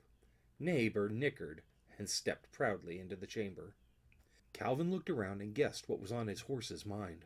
He quickly removed a glass ball from his bag, poured in the needed component, and rolled it against the eastern portal they had not opened last June. It glowed bright white for a few seconds, dimmed to red, and then exploded with a fantastic boom. Once the smoke cleared, Calvin could see the passage was clear. He mounted Neighbor and made haste toward his goal. Inside, he chuckled a little about the balm and how scared Sophia had been. Last time, he'd only added a few drops so that the light would go on for hours. Now he poured the whole vial, and it reacted so much faster. Unlike the western tunnels, this one was perfectly smooth on all sides. Every few miles there was a cistern of water cut into the rock. They rode hard and fast, resting only when they had to. Hour after hour the dark tunnel opened ahead and closed behind, without any real changes. When Calvin could no longer keep his eyes open, they stopped for a nap. Neighbor was panting heavily, but still looked strong. "Thank you, boy. I know this is hard, but we've got to save her." The stallion nodded slowly, drank some water from the cleft in the wall, and sank to the floor. Calvin leaned against his wide flank and scratched his friend gently. Together they dropped into a deep sleep. Once again the prince dreamed of Sophia, but now she was older, taller, and acted very much like her mother. There was no sense of time within the dark tunnel. When they were tired, they rested. When they were hungry, they ate. And they ran, on and on and on. Finally, Calvin saw in the distance what he had been expecting, a wavering shadow cast by flame. Even before the kingdom of Pisonia was established, they were miners, and dug through the mountains in search of all such minerals, metals, and jewels as could be found there. The shafts were an endless maze, and Calvin knew that if he traveled far enough to the east, this tunnel would inevitably connect with one of theirs. Drawing up to the torch, he hailed the squat man who chiseled at the wall. "Good day, sir. Tell me, what land are we in? Is this North Pisonia?" "Good day," he says, muttered the miner to himself, as if he doesn't know it is near midnight. "And what's a horse and rider doing in my tunnel, I asks you?" Calvin had neither the time nor patience to quibble with someone who had breathed far too much mine gas. "What land are we in, sir? North Pisonia?" "North Pisonia? Bah!" And the little man spat on the ground. "I wouldn't give 2 brass rings for North Pisonia. They and their treaty with Pisonia. When Mrs. Hagatha is done with them, they'll wish they'd joined her straight away, I tell you." This conversation was getting him nowhere fast, which was exactly where he would end up without help. Calvin drew his sword and set the tip near the man's neck. "I wish to leave the tunnels and visit Queen Hagatha. How do I get there?" "Should have said so in the first place. Talking about North Pisonia and all such. By the way you was riding, I says you left North Pisonia yesterday morning. This here's Pisonia proper, not one of them there breakaway kingdoms. And I says further that Mrs. Hagatha gonna give 'em back to us once the war's over. And maybe a bit more, too. I hears that the rest of the mountains ain't had shovel nor pick set in them centuries. There's plenty of gold and jewels to be had for a hard worker. So how do I... Just keep on keeping on. This here tunnel joins up with the main shaft and takes you right down to Sunset Town. 4 or 5 hours if you use the whip." "I thank you, sir," Calvin replied, and tossed him a gold coin. He turned Neighbor and set off with a new burst of energy. Behind him, the little man was busy trying to bend the coin in his teeth. Torches became fairly common, with the occasional bonfire lighting the larger caverns. More miners flashed by in his haste. Now Calvin was able to judge his speed, and after an hour came to a screeching halt. Off to the right was a narrow path that led upwards to a very tight passage. There, stuck at the hip, was the hindquarters of a large black and white horse. The poor beast was squirming and kicking violently. From the other side came the unmistakable sounds of a horse in terror, and the sharp crack of a whip. Despite his need to move on, Calvin simply could not let the horse suffer. He dismounted and climbed very carefully against the wall, trying to avoid the flying hooves. until he was at the trapped horse's side. With his sword, Calvin dug at the outcropping that held him in place. It was hard work and took longer than expected. Suddenly, a human shout rang out on the other side of the wall. "Kick me, will ya? Why, I'll flay the hide right offen ya, and make me a new pair of boots, I will." Then crack, crack, crack! The horse whinnied in pain and stomped his legs backwards. His effort, combined with what Calvin had loosened, opened a large fissure in the wall, which grew and widened until the beast came free in a shower of dirt and rock. They tumbled backwards down the path, coughing and choking in the dust. When he could see again, Calvin made two startling discoveries. First, the miner who was treating his horse so badly was lying at his feet, dead. He'd held on to the reins with one hand and was pulled down in the tumble. In the other hand was a very long and ugly whip. The second discovery was that he knew the horse. After looking into the large, soft black eyes, Calvin lifted his gaze to the white star on his forehead. "Andreas," he whispered, "what are you doing here?" Numerous red and raw welts about his head witnessed to the cruelty of the miner. Andreas lowered his head, whimpered, and then nuzzled Calvin gently. He led his old friend over to where Neighbor stood. Only then did Calvin notice the glaring difference between them. "Oh," said Calvin, with tears in his eyes, "you've lost your sparkle. Andreas, what have they done to you?" Reaching into his bag, Calvin pulled out a pair of horse hearts and fed them both to Andreas, then gave the horse water from his own flask and rubbed him gently where the rock had cut. "I'm afraid that is the best I can do for now, boy, and we have to ride. Can you still run?" Andreas and Neighbor shared some horsey chittering, then a strong neigh. Andreas shivered all over, stretched each of his legs, and then set off in a trot down the tunnel. Calvin cried openly at Andreas' strength. He was willing to keep trying no matter how hard things were. Shadow horses were really quite amazing. Soon the three of them were up to a pretty good gallop, and the time passed quickly. Shafts of sunlight appeared frequently now, meaning they were much closer to the surface. Finally, after a sharp turn to the left, a huge opening led out of the mountain. Before them was the very same path Calvin had seen before leaving the city. He led them through the city and back to the Sunrise Gate, or the Sunset Gate as the people of Pisonia called it, until arriving at the small, comfortable inn he remembered from the summer. Chapter 13. In the House of Nostrum. Calvin paid the innkeeper handsomely to make sure that Neighbor and Andreas were well housed. He made sure personally to give them fresh water, hay, and a large supply of new apples. Only then did the tired prince settle into the great room and rest before the fireplace. He dozed slightly, but never quite stopped looking for danger. After all, the queen did tell him not to come back. "I see we have a traveler," floated a soft voice in the quiet room. "You must be quite the horseman indeed, to have journeyed from—" Here she leaned in close and whispered in Calvin's ear, "Ichthyllane, all the way to the Sunrise Gate in less than 5 days. That is unheard of. Why, even Hassenfeld's greatest racer, Wingfoot, would have trouble matching that speed." Calvin looked at the woman who was now seated beside him in a large chair. It was Sophia's Aunt Sarah, the court witch.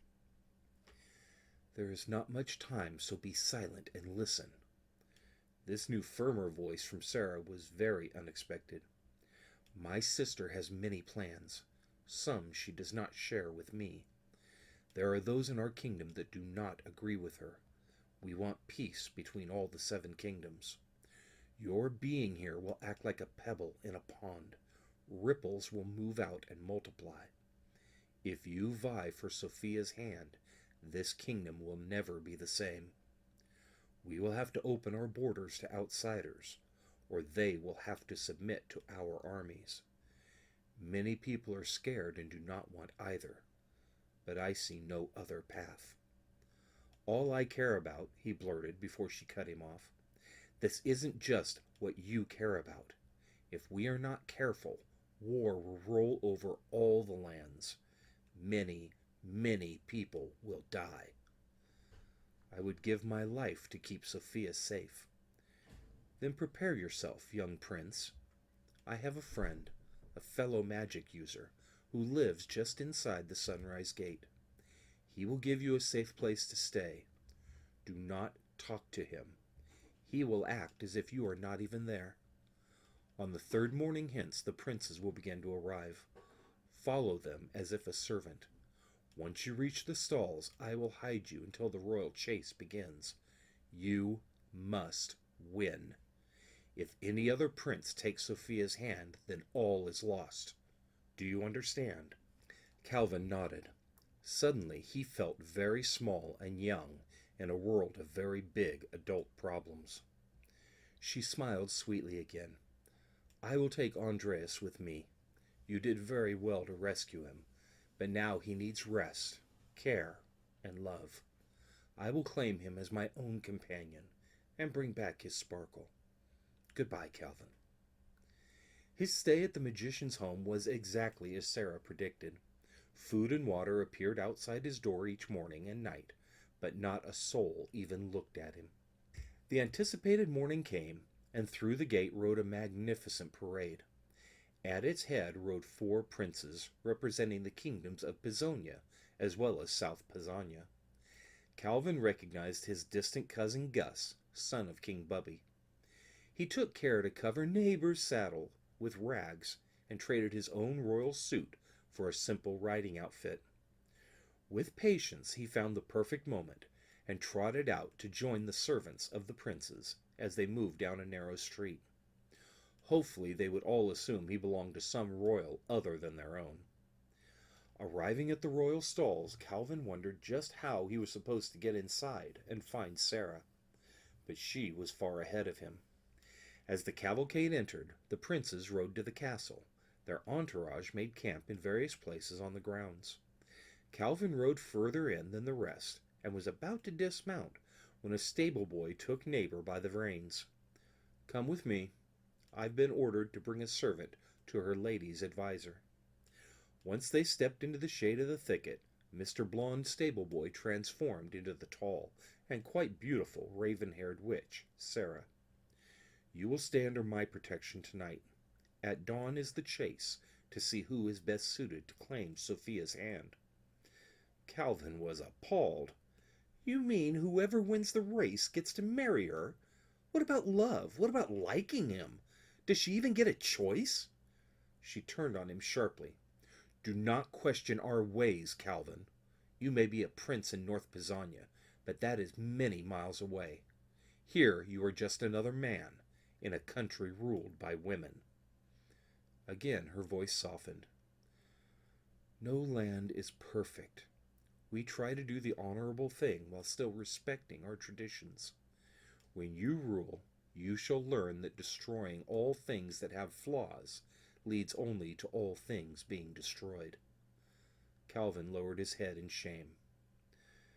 Do not fret, my young friend. You are learning, as am I. Now go to sleep. I will make sure you are ready for the chase. Before the sun had risen above the eastern mountains, Calvin found himself astride neighbor near the back of a large assembly of young men. The princes were there, forefront, and boasting of how fast they would go. Sons of the most prominent merchants, ambassadors, and generals from all the kingdoms sat in the middle. At the back were poor but sturdy boys who hoped to show off their skills that they might be allowed to join the army.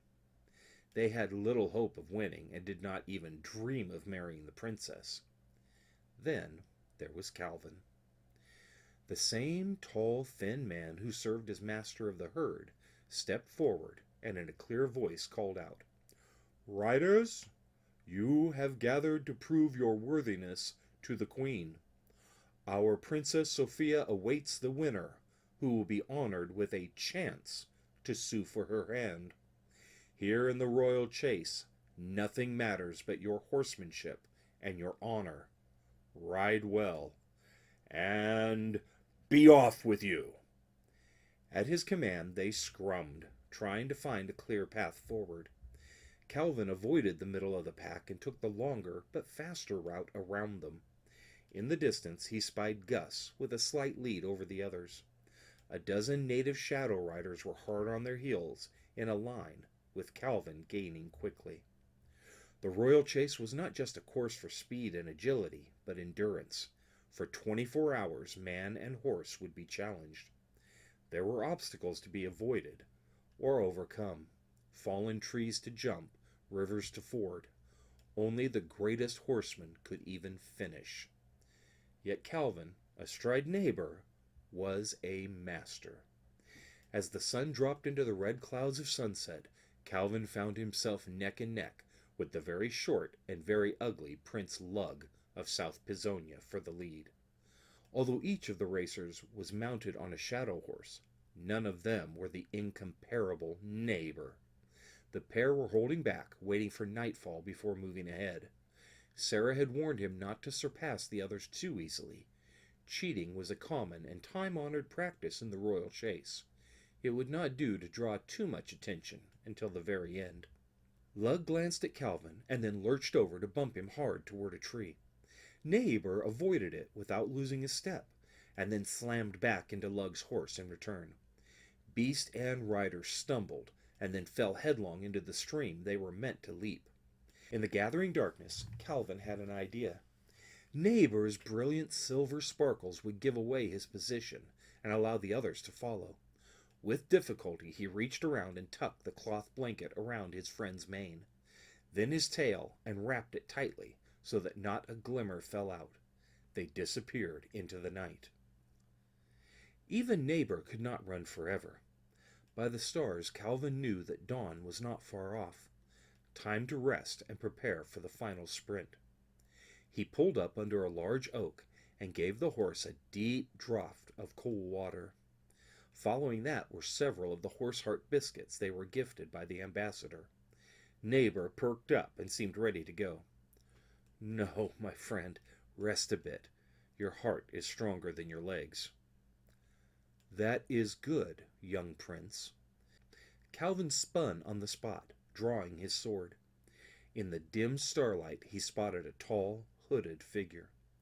She spoke again. "Some horses love their masters so much they will run themselves to death. You are very wise to let him breathe and cool." "Who are you?" Calvin panted, still a bit shaken by the sudden appearance of a stranger. "Do you not recognize me?" "You are the witch who visited Sophia and I." "Yes. You once asked me to greet you as a friend, but I am so much more than that." She stepped forward into the light of Neighbor's sparkle, and with a flourish threw back her hood. "Mother!" he cried. "What?" "Yes, my son. I am a witch. I've come to warn you." "Don't stop me, Mother." "I won't. This is your moment.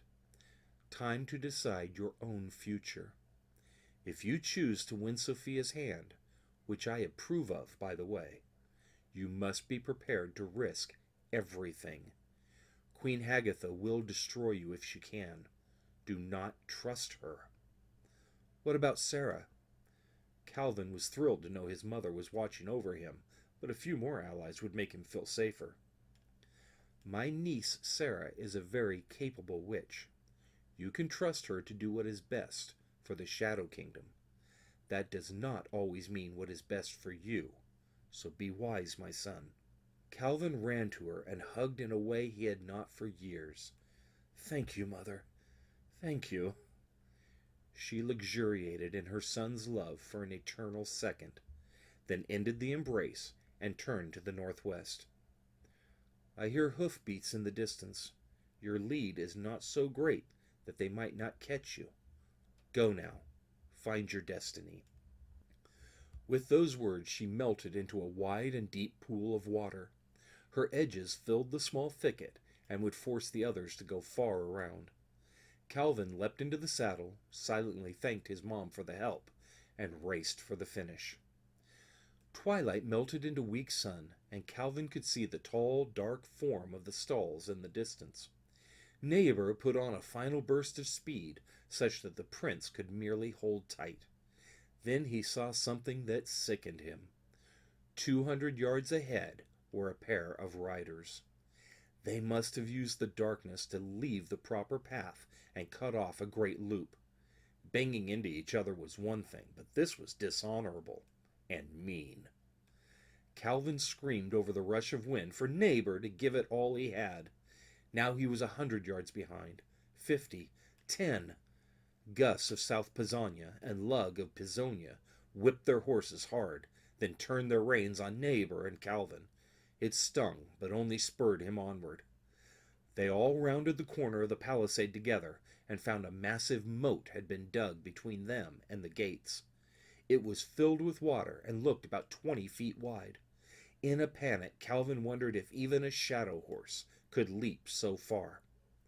3 horses and 3 riders all left the ground together. Lug's horse began to drop. He would not make it across. Gus leaned far over his horse's head to gain a few inches. Remembering his mother's words to risk everything, Calvin pushed hard in the stirrups and literally flew forward off of Neighbor's back and over his head, arcing through the air as if diving into a pool. Calvin crashed in a heap on the other side of the moat. He was first to cross the line. He had won. Gus veered sideways after landing and cantered to a stop at the edge where his mount could drink. Lug swam up to the bank of the moat and was pulled out by his father, who treated him most unkindly for losing. And Calvin? When Neighbor hit the ground, he just avoided trampling Calvin to pulp.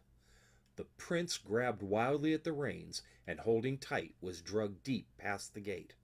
They finally came to a stop at the feet of Hagatha, Queen of Shadows.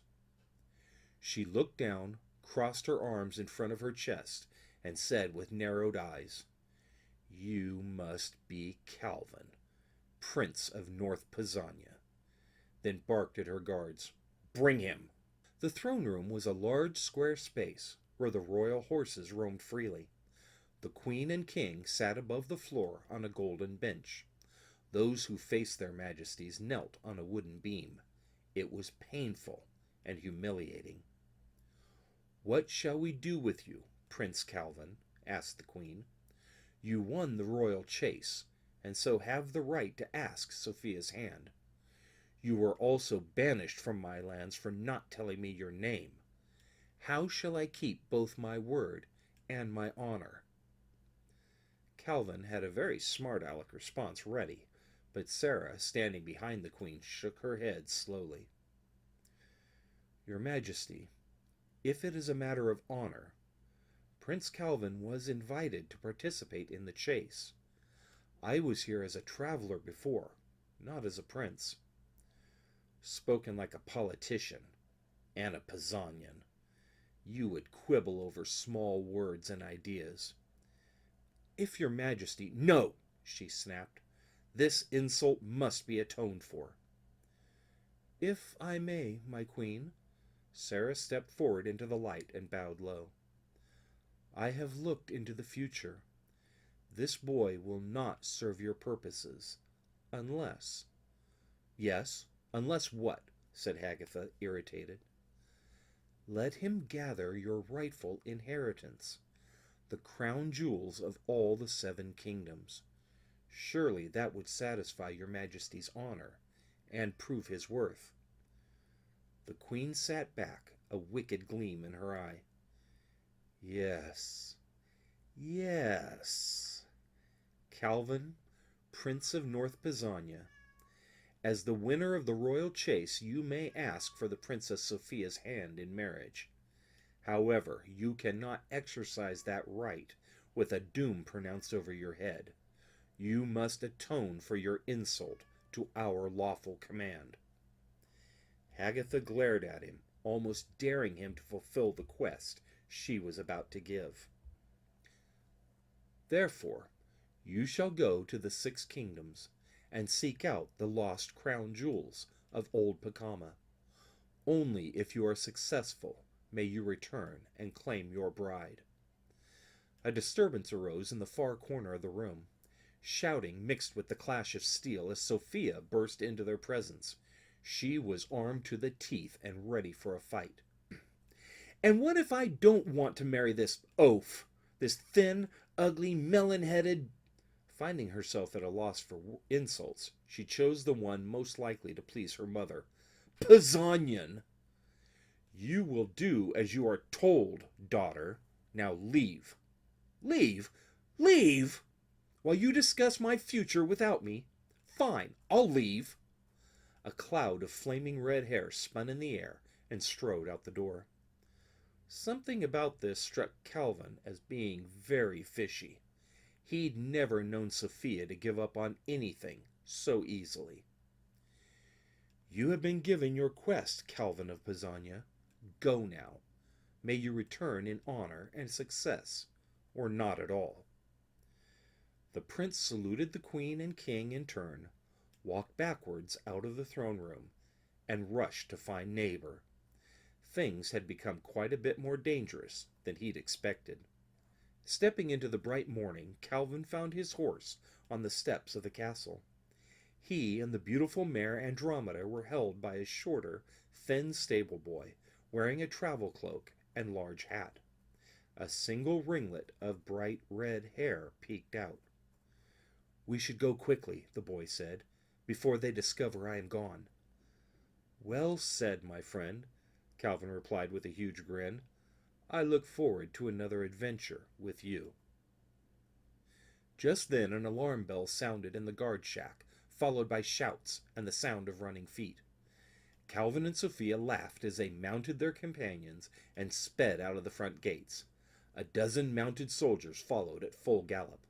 "Stop her! Stop the princess, by order of the queen!" Sophia lifted her hat so that the long tresses could fly back in the wind. She threw it backwards and struck the lead pursuer in the face. "Tell my mother that I choose my own destiny. We will return," she shouted back to them. Andromeda and Neighbor were the two greatest horses in all the 7 kingdoms. They ran neck and neck long after the guards had given up the chase. Sophia led them to the very same grove in which they had camped so many weeks ago, and by the next night they entered the gate leading to Holly Spring. High on the mountain, unseen by anyone, stood Constance, Queen of North Pisanyan, and Sarah, court witch to Shadows. Between them rested the great black dragon. They had observed the escape below with interest. "You will watch over my son?" asked the queen. "And my niece," added Sarah. "Of course, your majesties," answered Baird the magician as he transformed. "We magic users must protect the humans, mostly from themselves." The end.